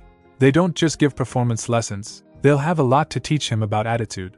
And he will most certainly pass their tests. He's worked too hard to throw away an opportunity like that out of incompetence. Kaken had indeed worked hard, but it was not beyond Izuku that he was lucky. His parents had two almost useless powers that just so happened to meld into a powerful and multi-purpose one like what their son had. So what? Izuku knew very well that the hypothetical situations of Katsuki having something less than impressive or, God forbid, being quirkless were irrelevant for just that reason. They were situations that had not, and would not take place. Kaken had an awesome quirk, he worked to hone it, he studied hard, and he even had plenty of ideas for special moves. Even so, Ijiro chimed in. Aren't you just a little worried about him starting a fight at the wrong place and time? Not in the slightest. The answer came without hesitation. UA isn't like any other school. It's doubted they tolerate infighting outside of practical training. How would it produce so many admirable heroes, otherwise? Tsuyu added in her 2 cents. And even if he manages to corner one of the students, they won't be anything like the kids at any of our schools. Karo. He won't be a big fish in a little pond anymore. Izuku couldn't, and didn't want to stop himself from smiling. He really was lucky to have a friend like Izuku who understood his points so well, and it's doubtful he'll ever be popular, even if she didn't always agree with them. His burning light suppressed by the dark of the truth. Fumikage muttered. Nobody even bothered glancing back. They were used to his edgy musings. Even Mina, all doubts aside, Izuku said we've still got work to do too. Mina, I hope you've managed to stay awake in class lately. He looked at his pink friend pointedly. He was slightly teasing her, but the seriousness of the question was all there. Mina flushed slightly at the chastisement, her cheeks puffing up in slight frustration. Ugh, yes, Izu. I promise. I know how important it is. Izuku had known her for years. Add on top of it that she was so hopelessly expressive, and of course they could tell when she was lying. Thankfully, she was not. I still don't understand it all too well, but I figured what I should take note of, like you showed me. She was a little ashamed, in all honesty. He had gone to the effort of setting up their study groups, and everyone else pretty much expected it when she slacked off. Izuku beamed at her. Daijobu, Mike-chan. He laid a reassuring hand on her shoulder. What matters is you're making the effort to learn it. You know we're here to help you with the actual learning part. He dropped to her back, rubbing small circles to comfort her. And besides, if you work hard like you've been doing, it won't be like that forever. You're more capable at it than you think. Mina really could not stop herself there, and then she jumped the short distance, and immediately pulled him into one of her infamous hugs, her face flushing lilac both from the praise, and out of slight enjoyment of the admittedly rather personal contact. And what also matters is no matter what, you're still the sweetest in the universe. Izuku barely flushed at how close his excitable companion was, even when they began rubbing cheeks. He was very used to her infamous hugs. He was not the only one. All of them, even Fumikage, had been the recipient of her hugs more than once, but sometimes it seemed like he got them more than the others, so ready to display affection to everyone within hugging distance. That was probably his favorite thing about her. Ijiro and Fumikage snickered, as their alien-shaped friend latched onto the resident hero fanboy, as though glued to him. Tsuyu had to hold back a snort. Ajui Tsuyu may have been the type to speak her mind, but that didn't mean she always knew the appropriate thing to say. She did, however, know when it was inappropriate to say something, such as how painful it was to see how oblivious Izuku-chan was to Mina's crush on him. Maybe he had boiled down to her simply being generally unabashed. She could understand that, but did it not occur to him that Mina embraced him more than them? More than she got to hug him? And the frog girl was not jealous that Izuku was consoling Mina. Not one bit. The adorable nerd wasn't her love interest in the slightest, just her best friend, who she had known since they had made a pact they were supposed to be too young to understand, who she trusted without a second thought, who had a body better than most their age, whose quirks, and lack of an actual quirk, she knew down to the smallest detail, and who made her heart absolutely race whenever he smiled, hugged her or told her exactly what she needed to hear. Damn him. Tsuyu was grateful to be gifted with such incredible self-control, because otherwise, she would no doubt be grinding her teeth to dust right now. Eventually, they made it to the Midoriya household, and walked inside after taking their shoes off. Oka-san, Ota-san. Tadaima. Welcome home, sweetie. His mother responded from the living room. She and Hisashi were currently watching a news report, without really paying attention to it. They had not changed much over the years. If anything, they were better looking than before, having joined their son on many of his training regimes. He held back for them, they could tell, but they were too busy being in awe that their little boy did training like this on a daily basis. You bring your girlfriends home, son? The typical Hisashi-style dad questions. Izuku flushed hotly. They aren't my girlfriends, Ota-san, and I did bring my friends home. Tsuyu. And Mina giggled at his flustered look. It wasn't something they got to see as often as they used to. We'll just get to studying right away. With that, they moved straight to Izuku's bedroom. Over the years, Izuku came to understand the importance of money, so he kept his All Might merchandise collection limited to limited edition items. He filled in the blanks with merchandise belonging to other heroes he idolized, including Shot, the Pussycats, and Ryukyu. As soon as they got inside, they got straight down to work. All the while, Izuku silently contemplated his relationship with his companions. Not for an instant was he wondering why they were friends. Never. He would be grateful for his sensei forcing him to train on his day off just to form his bonds with them. He would follow them anywhere. He wanted to take a moment to think about what they meant to him. Aijiro was, in all honesty, Izuku's best friend. Kaken was a guilty idol of his, and they were friends once upon a time. Now he didn't know what it was to him. Aiken, on the other hand, was easier to establish. Ever since they had met, the hardener had followed him through thick and thin, protective quirk or no. His brand of earnest, Izuku could honestly say he found in his comics and movies. They trusted each other without a second thought, and he wouldn't have it any other way. His friendship with Fumikage only seemed ambiguous if you had never spent a day with the two of them. It wasn't just the dark shadow user's bird head that made it hard for him to make friends. It was the way his eyes seemed locked in a glare, like another red-eye individual he knew. Izuku preferred to compare it to the intense stare of interest that a hawk's brows seemed set in, and it suited him. Fumikage was very observant, though he often allowed others to think what they would, as opposed to letting others know of his opinion at every instance he had one. And unlike Aijiro, he handed out trust sparsely and wisely. Izuku found this helped balance out Aijiro and himself, who trusted others for their sake. A/N, that makes sense, right? Mina and Tsuyu were confused, in their own ways, and for the same reason. Izuku had not forgotten that there was a time when he couldn't even look at a girl without feeling like a pathetic mess. He was infinitely, and silently, grateful to them for, inadvertently, teaching them that it was no different from talking to a boy. Unless you happened to like them on another level. Izuku really couldn't help it. He had become infatuated with the two girls, and not just because they were pretty either. They had that classic case of contrasting charms. Tsuyu was a blunt, studious, and level-headed girl, and while as emotional as the rest of them, she never let it mess up her judgment. And she had enough judgment to choose her friends on the spot. Izuku always considered her the ideal emotional pillar. He always enjoyed leaning on her when things seemed too hard to handle, when he couldn't consult Jukiai-sensei.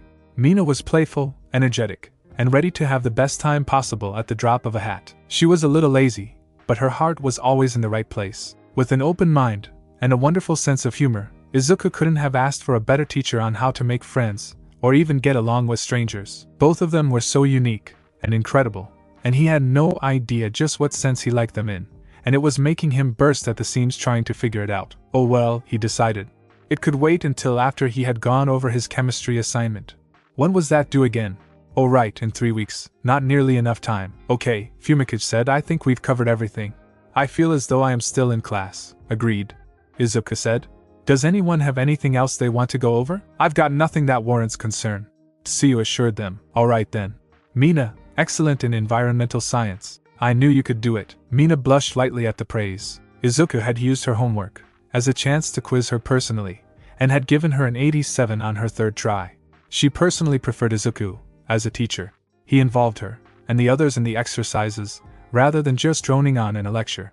He even managed to make it, dare she say it, fun. Maybe it was just because he was the one doing the teaching. Well, Aijiro got up and stretched. See you, Izuku.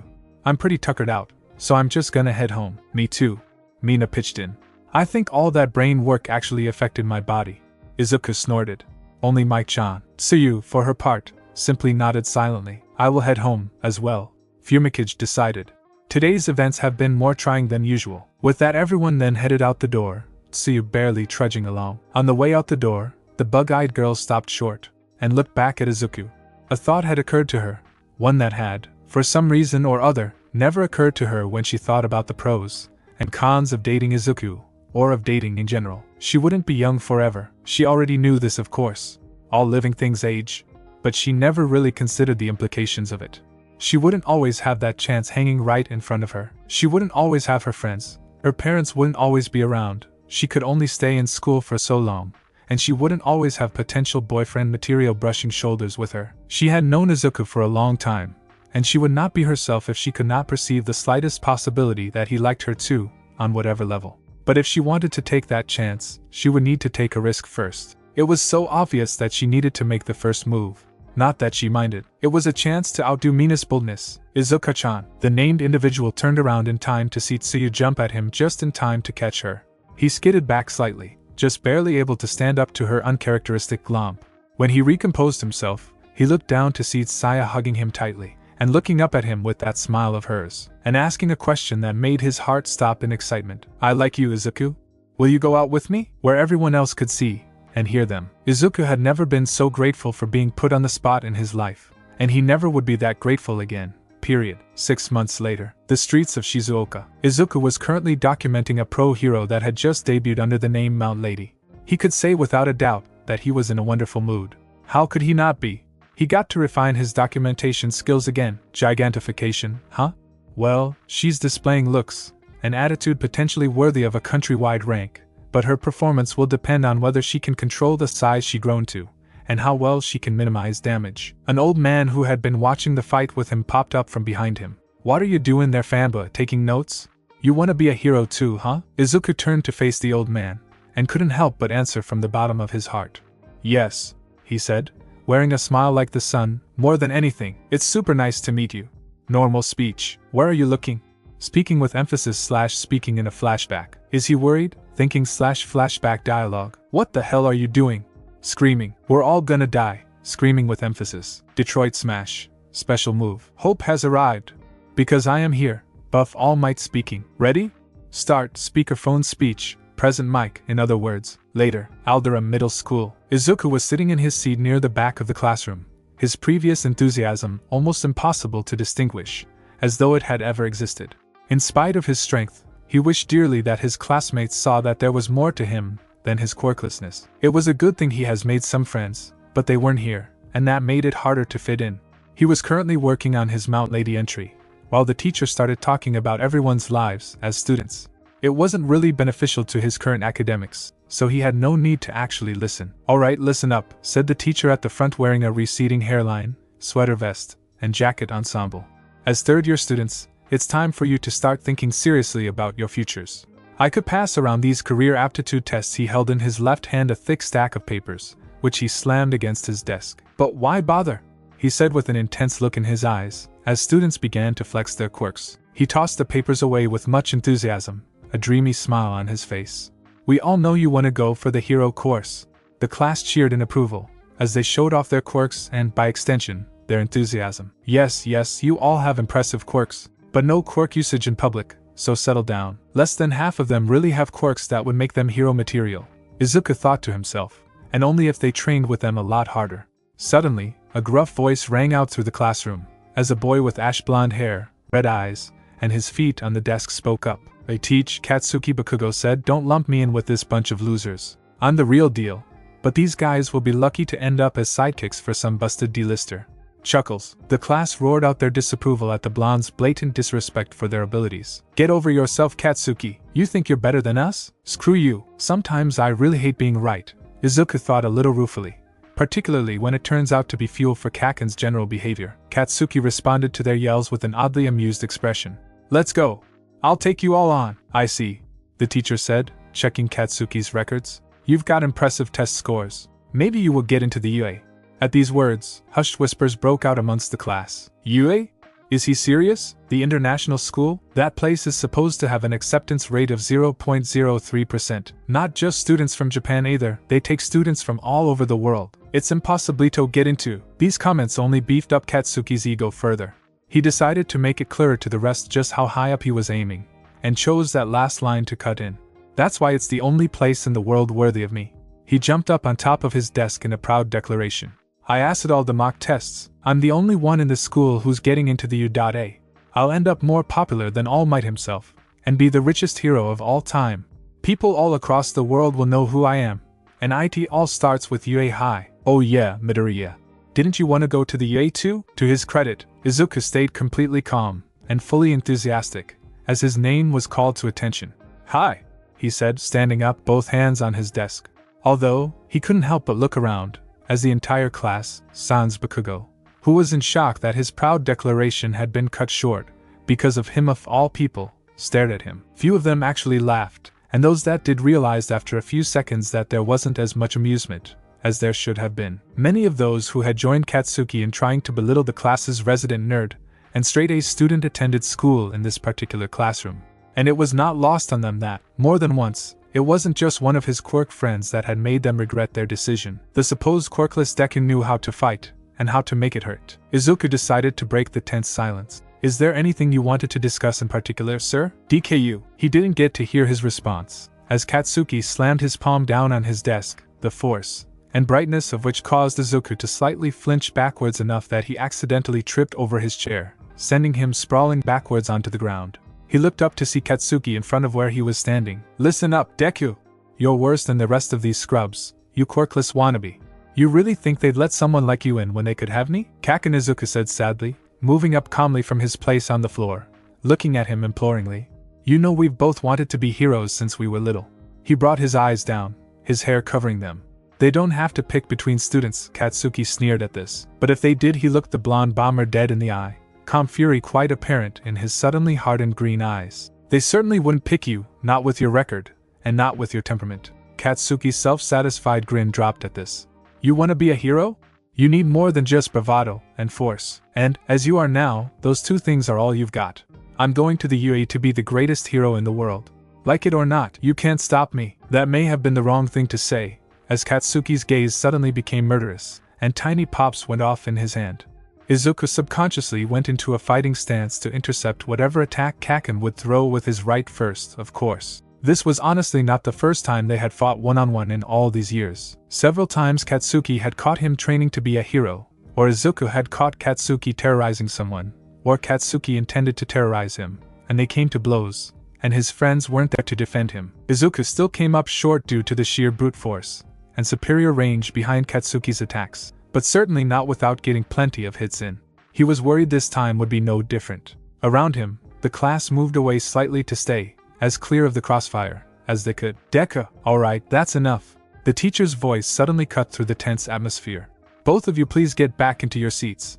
Katsuki, I just said no use of quirks in public. The two of them went back to their desks, but Katsuki shot a glare back at Izuku that promised this was not over. 12:02 p.m. Downtown. Hey! Get back here! Scream all you want, suckers! This cash is mine. Bystanders could only look on, as a hideous man with brownish-green slime for a body, and two yellow eyeballs with red irises ran through the streets. What happened? One of them asked. Looks like another small-time crook tried to use his quirk to pull off a heist. He's making a run for it right now. Someone's gonna try to catch him, right? This kind of thing happens all the time.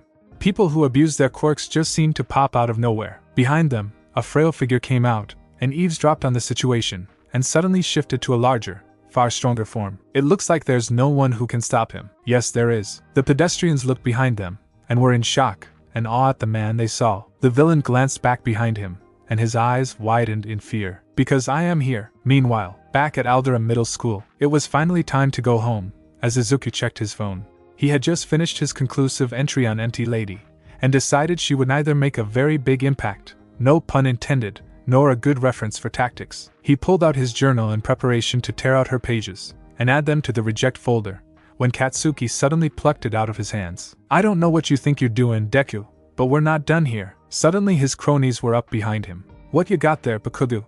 He moved the journal to give them a better view, simultaneously moving it out of Izuku's desperate reach. Huh? You're taking notes on how to become a hero? That's so pathetic. Izuku was not a fan of causing a scene. It was for this reason that it did not occur to him to break out into violence, instead resorting to earnest pleas. That's not funny, guys. Just give it back. Boom. Izuku was almost in shock, as he looked at his ruined notebook. That's so mean. And then the bombing douche threw it out the window. Why? Before anything else happened, Izuku could tell Bakugo was about to go on another prattle. Most first-rate heroes show potential early on, he began. People look at them, and just no theory destined for greatness. Once I'm the only student from this school to get into the U.A, people will start talking about me like that. They'll realize I'm legit, the next big thing. That's not ego talk. I just know I'm good. Ego, the finger kid said under his breath. Katsuki then placed one of his burning palms on Izuku's shoulder, burning his uniform. The green-haired nerd didn't even flinch, as he shot Katsuki a frustrated look, which was blatantly ignored. Here's a little bit of advice, nerd. Don't even think of applying, or else. Izuku's glare could have rendered diamonds soft and runny. Fuck you, Kaken. I don't need your permission. He had honestly forgiven Kaken, really. After all, it was him who had inspired him, and was even responsible for Izuku's more battle-prone side. But he didn't get to decide what course Izuku's future took. Katsuki was taken aback by this response, but simply sneered, and walked off, violently brushing shoulders with Izuku, as he did. His followers were close behind him. What's it gonna take for him to get it? Said the one with the fingers. He'll never be a hero. Better to find out now rather than later. Right before Katsuki left, he turned back to Izuku one more time. You know, if you really want to be a hero that badly, there might actually be another way. Just pray you'll be born with a quirk in your next life, and take a swan dive off the roof of the building. That was the last straw. Izuku turned, fury clear in his eyes, and stomped towards Katsuki, heedless of the small sparks Katsuki used with intentions to intimidate, grabbed the slightly taller boy by the collar of his uniform, and slammed him against the wall. You dumbass! Izuku yelled. You don't go around telling people to kill themselves. What if I actually did it? What would you do then? Katsuki paused almost instantly, not anticipating the question in the slightest. Behind them, the fodder were looking at each other nervously, clearly also not expecting the question, nor knowing how to answer it. Well, Katsuki just stared blankly. It was clear to Izuku waiting for an answer was a wasted endeavor, so he simply shoved Katsuki away, and took off in a huff. Katsuki continued to stare into space. He didn't even try to follow his target. That idiot, Izuku thought to himself, as he walked towards a dark alley outside the school building. Is he really trying to be a hero?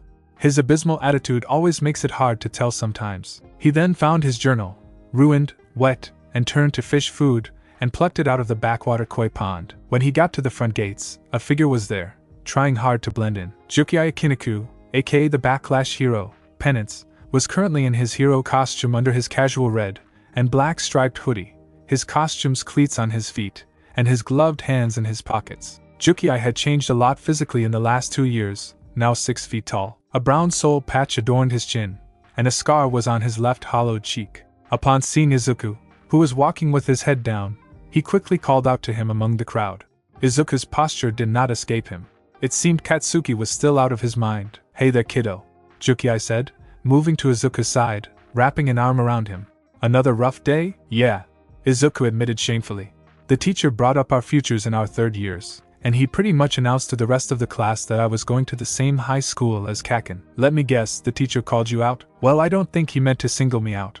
He probably just wanted to bring Katsuki down when he started screaming about his goals at the top of his lungs. Jukiya couldn't stop himself from ruffling Izuku's curls. You're too earnest for this world. They walked in silence for a while, before Izuku spoke up. You know, sensei, it was so long ago, but I still can't help but look back to when it all started. Jukiya grimaced. He remembered what Izuku had told him about the day he had been diagnosed as quirkless. A 4-year-old Izuku was scurrying through the house, an almighty action figure in his hand, and a smile on his face.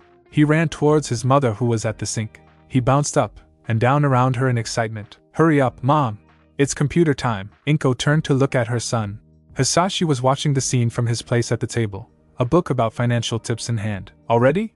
Inko said. Okay, just give me a minute. Hurry! Hurry!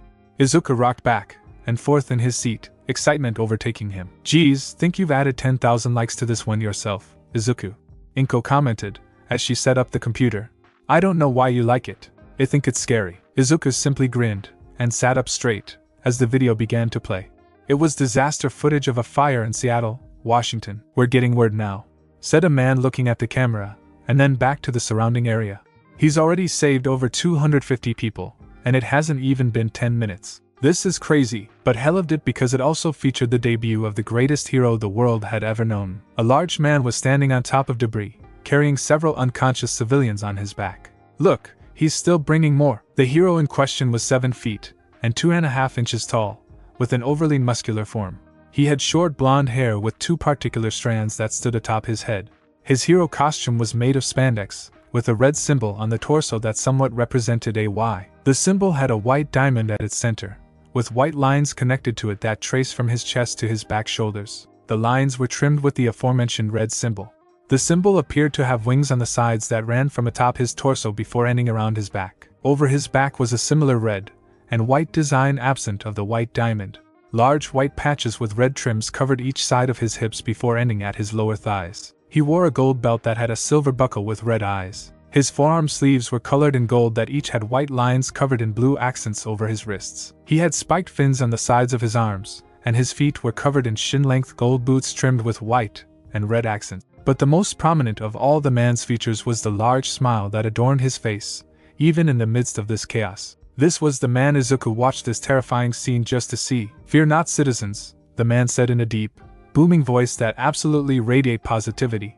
"Hope has arrived." Izuku's grin widened to its limit, and his already bright eyes positively shined with joy. "Because I am here." Izuku never failed to be blown away by this man's appearance, his strength, his smile, or his promise that everyone would be okay because of him. "He's the coolest in the universe," he said, raising his all-might figure into the air. "And once I get my quirk, I'm gonna be a hero just like you." Inko and Hisashi listened from the living room, and couldn't help but become a little worried. "Sorry, kid. It's not gonna happen." Izuku's shock was palpable, as he dropped his all-might action figure.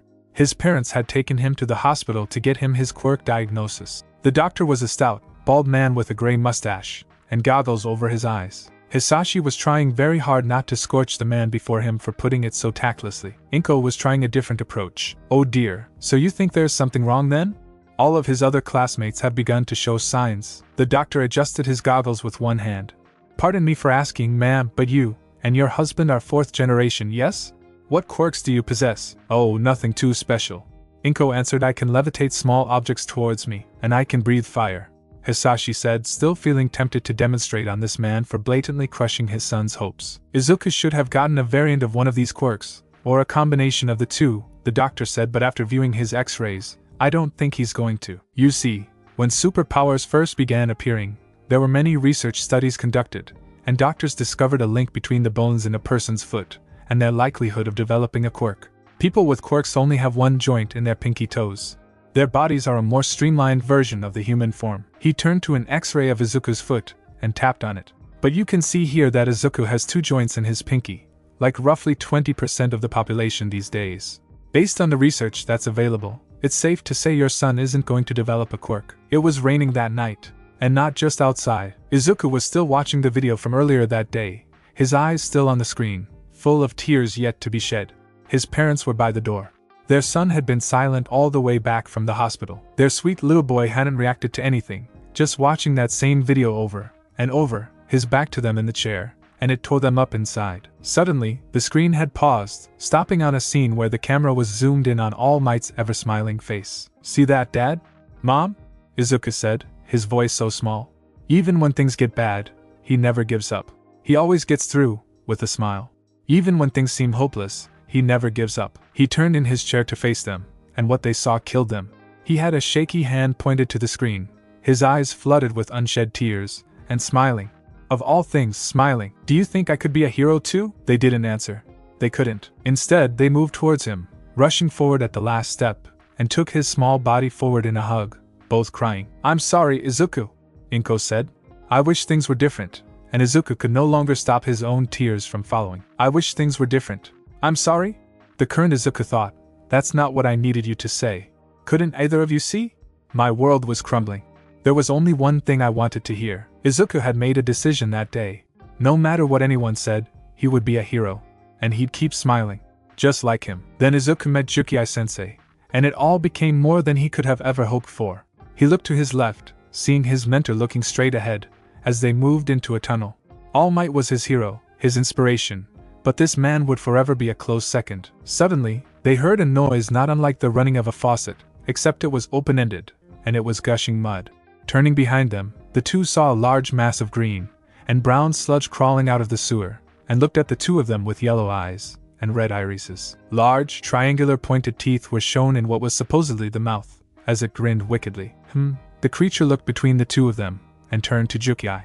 "A medium-sized invisibility cloak for me to hide in." The two of them slowly stepped back, Izuku's right hand moving towards the small hole in the corner of his backpack. He didn't have time, as the creature suddenly leaped towards them, forcing them to each move to a side, and Izuku suddenly dropped his notebook. They ended up rushing backwards, and the villain, definitely a villain, lashed out at each of them with a tentacle. Izuku jumped over it, while Jukiai literally bent over backwards to dodge. He didn't just rush us again, Izuku thought. No doubt he can only use speed like that in short bursts. His body is viscous, so he clearly has some resistance to blunt force. Sensei's quirk won't work on him unless it can create vast amounts of force. That means I either have to step in when there's an opening, or we wait for another hero to arrive. He looked to see his teacher move to one side, barely avoiding a downwards tentacle swipe. Suddenly, 5 tendrils of slime came at him, and Izuku panicked, as the criminal's body engulfed his master's. Jukiai struggled to breathe, to get out, but to no avail. Nice try, pal, the slime said, but my body's practically water. Clawing away won't do any good. I didn't think he'd be in town. Luckily I found you, and the brat over there. You're a real hero to me, okay, Izuku decided. Opening it is. His hands slowly inched back to his secret weapon. Bam! Before anyone could make any new moves, the sewer cover suddenly flew up into the air, and catching everyone's attention was a huge figure with 2 standing strands of hair. Worry not, citizens, the man said. You are safe. Izuku looked on in amazement. All Might, the villain panicked. He had run out of time, now that I am here, that is. In a panic, the big pile of grime slung a tentacle at him, and he hit Izuku instead, who was rendered unconscious. Fortunately, All Might caught him before he hit the ground. He then turned his attention to the villain, and came at him with a straight punch. Texas smash. So much force was created that the resulting wind pressure rendered the otherwise immune mass of substances unable to hold together, and he scattered, releasing a half-conscious Jukiai. Hey! Izuku's head throbbed, as he woke up to the feeling of someone lightly tapping him on the cheek. Wake up. What had happened? Oh yeah, the thought, his eyes dragging open. He and his mentor had been attacked by a slime villain, who knocked him out. Hey! Right before he looked up at the person standing above him, they had been saved by. Ah! Thought we lost you there, eek. Izuku felt like he would pass out again, as he shot to his feet. It was All Might. He wasn't in his hero gear, just a tight plain white t-shirt, and khaki cargo pants. But it was definitely him. Oh, Jukiai-sensei was standing next to him too. Well, it looks like you're moving around alright. All Might be said. He turned to the adult pain stalker, who was fairly slack-jawed himself. Sorry to get you too caught up in my justice ing. Usually I pay more attention to keeping bystanders safe, but it turns out Japan's sewer systems are pretty difficult to navigate. Ha ha ha ha ha ha ha ha. Izuku was only half paying attention, as his lifelong idol stood before him. It's no big deal, Jukiai responded, looking a little excited himself. It's an honor to meet you though, one hero to another. Even though my quirk probably would not have been of much use here. Don't sweat it, All Might reassured him. You survived the experience, and now it's something you can learn from, to be better prepared for villains like this one in the future, and the next time, they'll be sorry. Jukiai had just decided the man before him had earned his title, as symbol of peace for more than just solving every chaos in his wake. He certainly knew what to say. Anyway, thanks for your help. I've captured the evildoer. All Might held up a soda bottle, which contained the sludge villain inside of it. Not that Izuku was paying much attention to that. All Might, Izuku thought weakly. The greatest hero in the world. And he's standing right in front of me. He continued to gaze at the man in awe. He looks so much cooler in person. Holy crap. I gotta get an autograph. I have a pen around here somewhere. Then he spotted his hero journal not 5 feet in front of him. He hurriedly scraped it up. Please sign my notebook, he said before flipping to the perfect page for his autograph. You're goddamn right he called it that. And no, he's not sorry if it sounds cheesy. Only to find the number 1 hero's name in large capital letters covering the pages, with the doodle of All Might's eyebrows and shadowed eyes. He already did. Izuku's response was to repeatedly bow his head in rapid succession. Thank you. This will be an heirloom, a family treasure for generations to come. And All Might flashed him a big thumbs up. What happened to my brilliant apprentice? Jukiai thought wistfully at the sight of this giddy fanba. Well, All Might said, I've got to get this guy to the police so they can take care of him. Stay out of trouble. See you around. Izuku suddenly broke out of his reverie. You're leaving? He said, disappointment clear in his voice. Heroes fight time, as well as villains. Ain't that the truth? Jukiai said. He walked up to his soul student. Come on, Izuku, we've still got training to attend to. But there's still so much I want to ask him, the green-haired boy thought. The previous event had rattled his confidence. Something fierce. Now stand back. I'm taking off. No, wait. Izuku. All Might flew right up into the sky. Thanks for your continued support. All Might suddenly felt an extra weight on his leg. He looked behind him to see that boy clinging on for dear life, and the man he was with clinging on to him. Agag. Hey, Hui. What do you think you're doing? Don't ask me. Izuku. You let go of All Might this instant. Do, as he says. I love my fans, But this is too much. No way. We're flying. If I let go now, will Bothy? The two of them paused. That's a good point. That's fair. I just have a lot I want to ask you personally. Izuku yelled through the rush of air. You're my all-time favorite hero, All Might. Please. Alright. Just keep your eyes and your mouth shut until we land. Izuku did, as he was told, while All Might looked for a space to land. He suddenly coughed a bit of blood dripping from his mouth. Shit. It wasn't long before All Might found the ideal building top, and Izuku and Jukiai let go, wheezing slightly, as they got to their feet. My whole life just flashed before my eyes. The teen let out. He yelped, as his regenerating mentor cuffed him on the back of the head. That was unbelievably reckless of you, Izuku, he chided. Thought you had learned better. He's quite right, All Might said, walking off. Try banging on the door and yelling. Someone should come along eventually. No, wait. Izuku protested. I don't have time. I just need to know. This caught Jukiai off guard. What did Izuku need to know that he couldn't ask him? Or, he thought upon seeing his forlorn expression, was it something he needed to confirm? What was on his mind? Izuku, meanwhile, was having a little bit of trouble believing in himself after what had just transpired. He had let his guard down, and his teacher was in trouble, and he couldn't even do anything. Was being a hero as within his reach as he had come to believe? Sometimes, when he lost against Bakugo, or when he looked on, as a hero took on a real villain, or rescued civilians, and he just stood to one side, and watched in times like those, he thought to himself, I really do feel like I'm a failure, like there's no hope for me. But even so, I'm not gonna give up. Despite everything, I still dream, and I have to know for sure, is it possible to become a hero, even if I don't have a quirk? This made All Might stop dead in his tracks. I'm a normal kid without any powers. He looked straight at All Might's back, ready to receive an answer dead on. Could I ever hope to be someone like you? Jukiai was caught off guard by this. Didn't he already tell him it was possible? Was his word not enough? What had happened where he had been convinced that he was still so utterly? Well, to be fair, against a villain made of goop, he probably wouldn't have felt too good either. Maybe he should just let the man answer, because like that moment 10 years ago, he didn't know what to say. All Might turned to look at the broccoli-headed teen. You're quirkless? He wondered aloud. Suddenly, he jarred, and smoke started to come off of him in waves. The freckled teen and the pro-hero panicked at seeing this, as well as how All Might seemed to be getting smaller, until he was just small enough to be unseen behind the small clouds. They stood there, breathless with anticipation at what could have become of the all-star hero. As the clouds cleared up, what they saw next was completely unexpected. Standing where All Might stood was an unbelievably scrawny man with angular features and long limbs. He had spiky, disheveled hair with two bangs framing the sides of his face. He had a very long neck, and his eyebrows were absent. Izuku screamed again. Meanwhile, Tatooine Station, in an alleyway with no name, a pile of sludge trapped in a bottle was coming to from being one shot. What happened? He asked dizzily. Then, everything came right back to him. Oh yeah, that bastard. If it weren't for him, I could have skipped town by now. Katsuki Bakugo was usually pissed, but right now, he is more pissed than usual. Walking down the alley, a soda can in hand, and two scrubs following behind him who he didn't know the names of, it was easy to say he was pissed off for the same reason he usually was pissed off after school. Izuku Midoriya.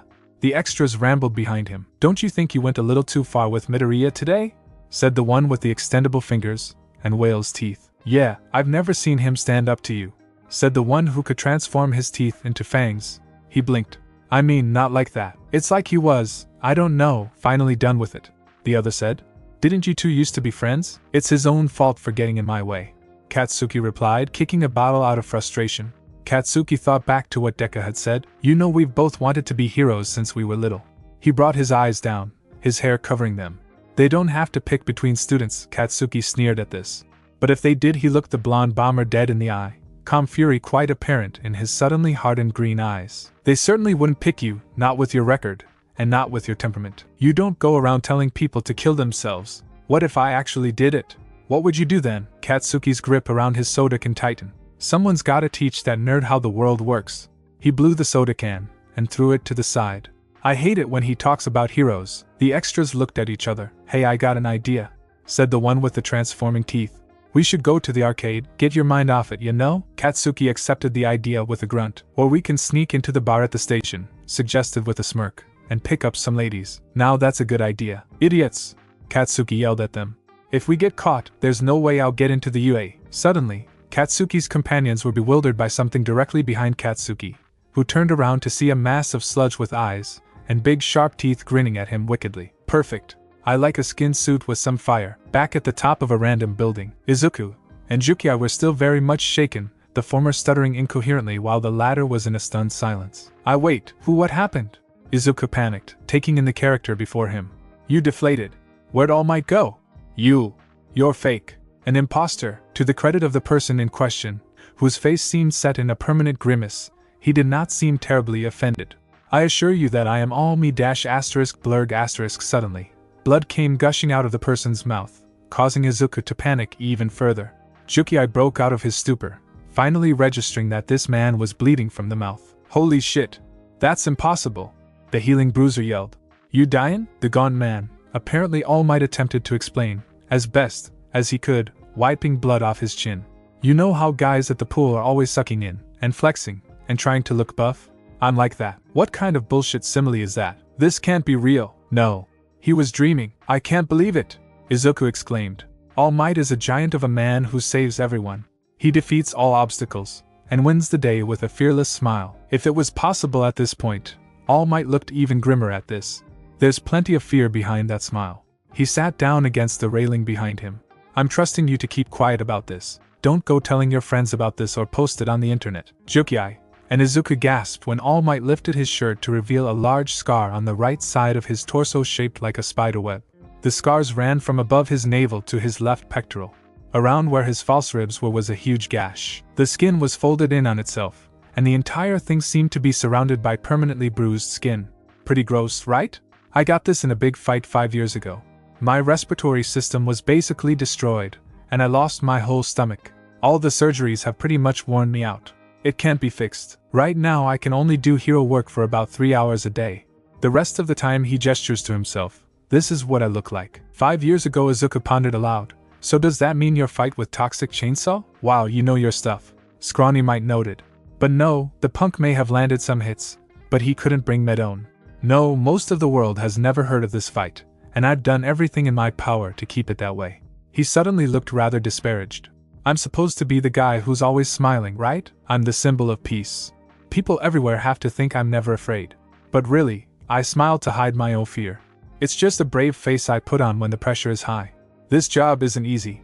Pro heroes always have to risk their lives. Some villains just can't be beaten without powers. So no, I honestly don't think you can become a hero without a quirk. When All Might looked up, he expected to see a disheartened or disappointed look. Instead, he looked up and saw the kid with his eyes closed, a frustrated look on his face, like he was just making a hurtful comment. When his eyes opened up, the symbol of peace saw a fire that looked like it could never go out. I see, he said. Well, I'm sorry, but I cannot simply accept your words and give up. This shocked both adults, who had expected the student to be hurt by this supposed truth. The quirkless green-haired middle schooler himself was screaming internally, after saying something he never thought he'd say to the man he looked up to most in the entire world. I can understand. It may not seem logical from the viewpoint of somebody who has a quirk, but he looked All Might directly in the eyes. I still have to try. I've worked too hard to give up now. If I take the entrance exam for the UA High, the world's greatest heroes school, and I don't pass, I will take your words to heart. But for now, surprising everyone present except for himself, Izuku bowed towards the man who had said no. I'm sorry. I cannot rely on your answer. I cannot give up now, not when I'm this close. All Might was caught completely off guard. He had expected the kid to be disheartened, maybe take a different path. This determination he displayed was. The gaunt man smirked. He stood up from his place on the ground. Well then, he said, I hope to see you again, Shounen. What's your name? Izuku. The boy answered with uncertainty, Midoriya Izuku. He then gestured to Jukiai. And this is my mentor, Ikiniku Jukiai, the backlash hero, Penance, Midoriya Shounen. All Might spoke. I apologize for my disheartening reply. I just went to a dark place for a moment. Maybe you have a shot after all. He turned to a stunned Jukiai, who was stunned at both his student's reaction and the number one hero's sudden change of heart. You have quite the disciple, Penance. You must be proud. Jukiai broke out of his reverie long enough to smile at Izuku. Extremely. Well then, All Might said, I hope to see the two of you again someday soon. And young Midoriya. The boy in question stiffened slightly. I wish you luck in the UA. With that, he moved towards the roof exit. Cough cough asterisk alright. The scrawny form of the number one hero said on his way to the door, putting hand in his pocket. Let's get you down to the station. He paused when he realized he could feel nothing in his pocket. This did not escape Izuku, and Jukiai, who suddenly had a bad feeling. Panicking, he searched his other pockets, but nothing came up. Suddenly, they all heard an explosion nearby, and looked from atop the building to see smoke rising up from the station. Suddenly, the three of them had a feeling that they knew where the villain was. Not good. Tatooine Station. Music. My Hero Academia OST. Enemy strike. The three of them rushed straight for the smoke, the skinny All Might keeping up with them surprisingly well. When they got to the scene, it was chaos in a box. The crowd in front of them did very little to obscure the disaster. People were screaming. There was fire everywhere. Everyone was running or for their lives. Death Arms and two other heroes arrived on the scene to find the police standing back, unwilling to advance on the site before them. The villain, it seemed to be made entirely out of slime, was sitting in the middle of a mass of flames. "It's taken someone hostage," Death Arms said. He slammed his fist together and charged the villain. "How dare you pray for a child?" he screamed. He jumped up and swung his right fist into the monster, who simply growled, as the enormous fist had no effect on his body. The punching hero struggled to regain his fist, as the villain seemed to be pulling it in. "What is this?" he grunted. "Some kind of goop." He didn't get the chance to ponder it, as the villain swung a tentacle at him and sent him backwards into a wall. The other heroes attempted to intervene, just barely missing a tentacle that had come down to swat them. "Stay back or I'll snap his neck," the villain threatened. He then turned his attention to Bakugo, who was struggling within his slimy vice grip, and had managed to get his mouth out, letting out a scream. "You picked the wrong guy to mess with," he yelled. "I'm going to send you back to whatever sewer you crawled out of." Small sparks appeared from his hands. "Let me go," he yelled. Without warning, he let out another massive explosion, seemingly unaware of the damage he was doing to his surroundings. The villain, however, was undeterred, as his viscous body allowed him immunity to most brute force.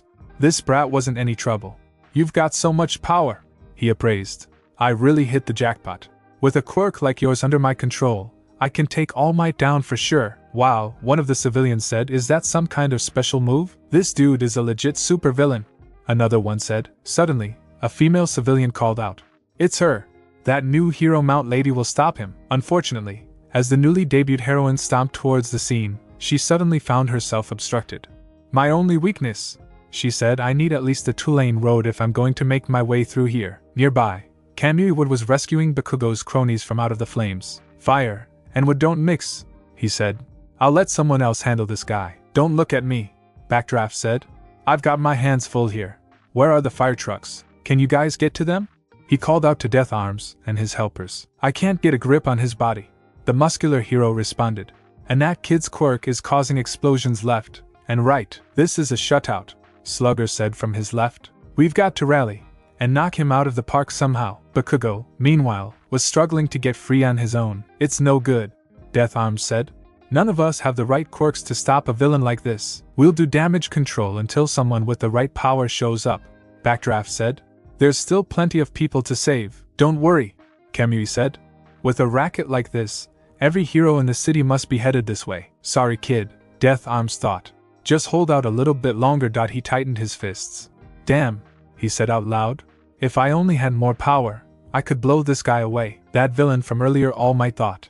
"I must have dropped him somewhere in the air.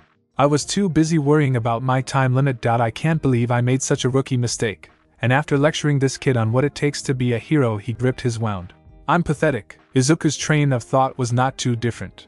"That's the same villain that attacked Sensei. And that can't be right." All Might captured him. Then he thought back to when he and Jukiai were holding on to All Might's leg. He must have dropped him in the air, then it hit him. Horrified, he held a hand over his mouth. "That means this is all my fault." Jukiai's mind was racing as he tried to figure it out. "It doesn't make sense. All Might had that guy in bottles. How did he escape?" The only time he could have dropped him was when he realized it. When he was in the air. Was this because he was struggling to get them off? Then Izuku must think that this is his fault. He turned to his first disciple to see the horrified look on his face. He really needed to work on his people skills. What the hell was he supposed to say? Suddenly, the three of them caught the banter among the civilians. "Why aren't the heroes doing anything? It looks like they met their match. Plus the villain captured a kid. Things aren't looking so good." He caught someone, Izuku thought, his guilt piling on. "How long have they been in there? How long can they survive?" Jukiai thought. "I could keep my breath for a few minutes at most." "Wait, I'm confused. Isn't that the same villain All Might was chasing earlier?" "What, All Might?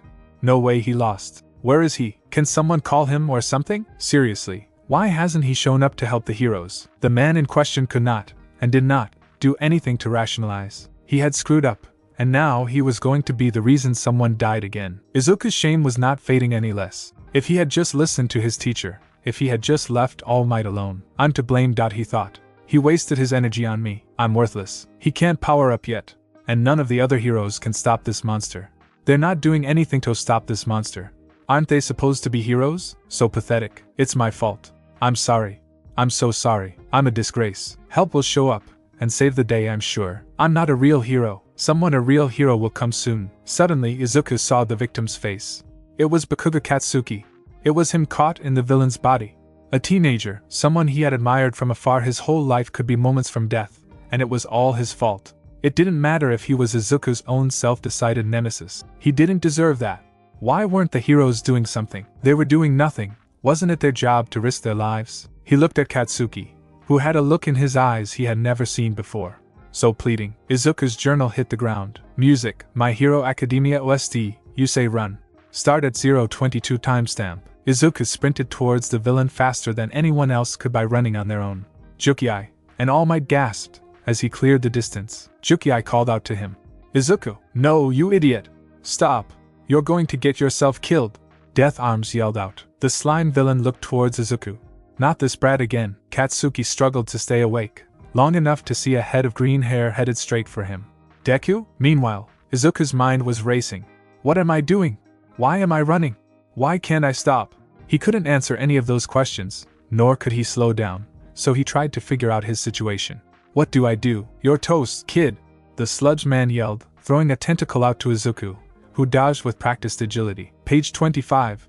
Izuku remembered. Preemptive binding, lacquered chain prison, quickly stretch out arms, branches, in a feint to make the opponent flinch, and use the opening to wrap around them. With that, Izuku reached for the hole in his backpack, and pulled out a silver dart with a yellow tuft, and threw it straight at the villain's eye. The villain screamed in agony, and released his grip on Katsuki's face, allowing him to breathe again, and greatly loosened his grip on the rest of him. Kaken! Izuku reached inside the villain, and grabbed Katsuki's arm with both hands. Pulling with all of his strength, he managed to get him out of the loose grip the bile pile had him in. Katsuki's legs were still sore from the previously tight grip the villain had on him, causing him to stumble, and fall on his backside. What the hell? He yelled at his declared nemesis. What are you doing here? Izuku turned to look at him. I don't know. My legs just started moving, he said, as the villain managed to regain his bearings. He loomed over the two, ready to thrash away at them. Actually, when Izuku looked back on that day, he would realize there were a lot of reasons. Sorry, kid. It's not gonna happen. This is all my fault. You think they'd let someone like you when they could have me? He's the coolest in the universe. I'm going to the UE to be the greatest hero in the world. Kaken, I wanted to be a hero, but I can't do that if I don't have a quirk to save people with. Yes. More than anything, he defeats all obstacles, and wins the day with a fearless smile. But in that moment, the sludge villain was hovering over them now. You looked like you were asking for help. The boy's words hit a chord with all might. What was he doing? He gripped the pole tightly, steam coming off of him, as he prepared to transform.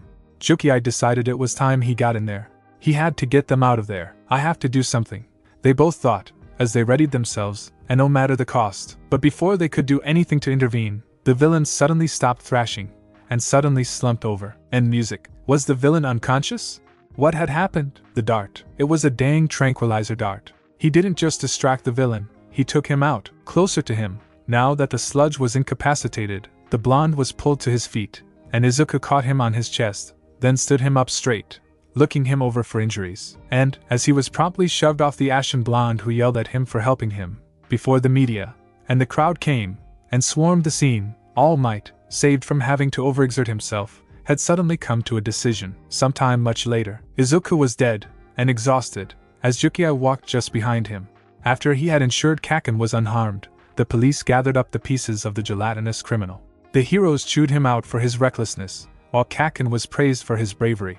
He didn't register it though, Izuku knew. He just sat there scowling at Izuku, who simply scowled right back, before doing a bit of chewing out of his own, and huffing off. He honestly didn't give a fuck. It wasn't like he had run straight into certain death. It wasn't like he had stunned a potentially major criminal with his quick thinking. It wasn't like he had rescued his classmate, taken down the villain, and come out completely unscathed all by himself. No, he was just being suicidal while they so heroically sat on their thumbs, and allowed destruction, and the risk of death. Being a real hero was utterly thankless work. Not that he hadn't done anything wrong. I forgot to apologize to All Might, he thought aloud. Hopefully I can send a written apology to him through his website. I wouldn't worry about it, Izuku, Juki replied. You cleaned up your mess quicker than you even did. No one was hurt. Even if the rest of those assholes were jealous, you so easily pulled off what none of them combined could do. You're right, Izuku supposed out loud. Still, I can't help but have this lingering feeling. Maybe apologizing would ease my conscience. His view of the world's #1 hero hadn't degraded today. If anything, he admired the man even more for being able to keep the peace in his depowered, maybe even dying state. His answers to Izuku's question weren't meant to crush his hopes, just to keep him from risking his life when he didn't have what most did. He doubted it sounded easy, or even feasible, even from the best hero the world could ever have to offer. All Might was truly one of a kind. DKU. The two of them turned around to see a certain blonde bomber running up to them, stopping a few meters away, and panting slightly. Kaken? Katsuki? The blonde spoke, ever spiteful. Listen, I would never ask a weakling for you to help me. Don't think you can look down on me like that. Got that? Huh. I was fine by myself. You're just a quirkless failure who'll barely cut it, as rent its what? You didn't help me. You did nothing. Don't forget it. I don't owe you anything. Katsuki then turned his attention to Juki, surprising him with his acknowledgement. And you're wasting your time with that nerd. He'll never amount to shit, and clearly either will you. Juki simply allowed him to vent. I hope you go into retirement in a woven basket. And with that the delinquent turned on his heel, and stomped off. Juki and Izuku's sweat dropped slightly. Did he really go to the trouble of finding us? He's right about one thing. Izuku spoke up. He doesn't owe me anything. I had to save him, and I did. He turned to continue walking home. I'm just gonna head home, Shursho. Thanks for walking this far with me. I'll see if I can't make up for today's lost time with some independent exercises. Behind him, Juki grinned, puffing his chest out in pride.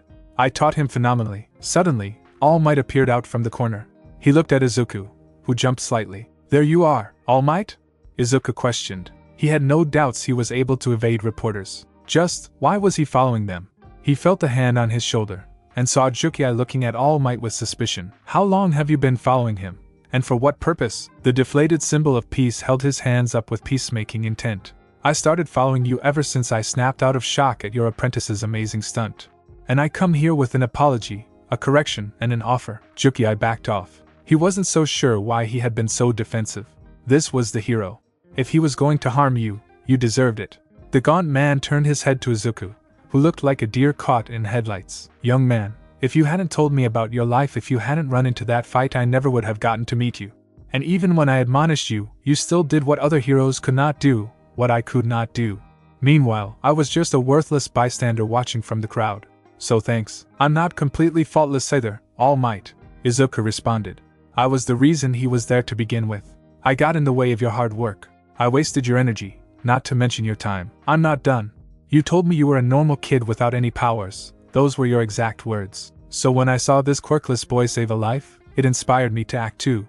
And before I even could, you actually handled the problem. Izuku stared wide-eyed, processing his idol's words. There are stories about every hero, how they became great. Most have one thing in common. Their bodies moved before they had a chance to think, almost on their own. Tears began to form in his eyes. For some reason, he remembered his mother's words at that moment. I'm sorry, Izuku. I wish things were different. Izuku's hands clutched his chest, as he lowered himself. And today, that's exactly what happened to you. She never told him what he wanted, needed her to say back then, and Juki-sensei had never said it straight to him, the words he needed to hear. Young man, you can be a hero. Izuku couldn't take it anymore. He allowed himself to drop to his knees as he sobbed. All the reminders that he was behind everyone else, all the coming up short next to the few friends he had, all the times he needed their help to truly fend off Bakugo, they were an endless valley of hellish rises and falls. And if they were, each and every one of them, responsible for leading him to this moment, he wouldn't have changed a thing. Juki, for his part, was awestruck, as the world's biggest hero had straight up told him what he had, an epiphany, as being what he had never told him straight up. It was always implying it, or you'll get there working this hard, or you're well on your way. Suddenly, for all that he had taught his freckled disciple, he felt like he had failed him as a teacher. No, he thought. I made him strong in body and mind. I taught him how to fight, and the way he was best conditioned to do it. He kept his grades top-notch because I told him to, and he had enough confidence to not let All Might's first answer bring him down. I did okay. Suddenly, All Might put his hands out like he was making a grand declaration. I deem you worthy of my power. My quirk is yours to inherit. Izuku quickly stopped crying and stood up, wiping his eyes with his sleeve. He then fully paid attention to what his hero had said. Wait, what? For not the first time that day, Jukiai was gobsmacked. What do you mean to inherit your quirk? All Might suddenly broke out into laughter. Look at your faces. Hoa, don't worry, kid. I'm not forcing anything on you. Suddenly, the skinny symbol of peace seemed to become serious and composed as he addressed them both. Listen well, young man, All Might said, pointing to the sky. It's your choice. He then pointed to Izuku, blood gushing freely from his mouth. Do you want to accept my awesome power or not? Blurg. Izuku's confusion had not dropped in the slightest. What are you talking about? He asked. What is this? The gaunt number 1 hero rubbed the blood away from his mouth. There are a couple things you should know about my abilities. Journalists always guess my quirk as super strength or some kind of invulnerability. When people ask in interviews, I always dodge the question with a joke, and it's because the world needs to believe that their symbol of peace is just a natural-born hero like any other, but I'm not. There's nothing natural about my ability. The most intelligent of Ikiniku Jukiai, ladies and gentlemen. The skinny man spread his arms out and looked towards the sky. I wasn't born with this power. It was passed on to me, as though it was a sacred torch. Someone gave you your quirk? Izuku looked on in awe. No way. Yes way, the man confirmed. And you're next. I can give you my powers. Hold on, Izuku replies, this is a lot to process. It's true there's a lot of debate as to what your quirk actually is. Nobody has ever figured it out. It's one of the world's greatest mysteries. People are constantly talking about it online, but the idea of passing on a quirk and inheriting it just doesn't make any sense to me. I've never heard anything like it. A power is supposed to be unique to each individual, and since the first superpowers, no one has been able to simply give someone their power like a present. If this is true, it could change everything we know about quirks to begin with. And he kept on muttering and muttering as Jukiai and All Might looked down awkwardly. Does he usually do this? He turned his attention to Jukiai. It's one of his more unique qualities, the sensei replied. He gets it from his father. They have benefits if you actually listen. They both turned their attention to Izuku. Sounds like you're overthinking this whole inheriting thing. All Might tried to grab his attention. Stop nerding out. Izuku snapped out of his thoughts. You'll just have to adjust your reality and accept this new truth. I can transfer my quirk to someone else, and that's just one facet of my secret abilities. The true name of my power is One for All. Izuku processed the name. One for All. Yes, All Might explained. One person refines the power, then hands it off to another person, and that person refines it again, and it continues to grow as it's passed along. It's this cultivating power that I wielded to save those who are in need of a hero. The truth behind my strength. The process made sense to Izuku. It even narrowed down his list of questions to, 23. I have been on a long hunt for a worthy successor, and then I watched you jump into action, as heroes stood idly by. You may be a quirkless fanboy, but you acted like a hero, as you tried to save that kid. So I ask you, do you accept this power? Izuku's fist tightened. He's encouraged me so genuinely. He even told me the secret behind his powers, and he stated before that the reasons he taught me were worthy. How could I possibly turn him down? He straightened his back with a determined look on his face. I accept your power, All Might.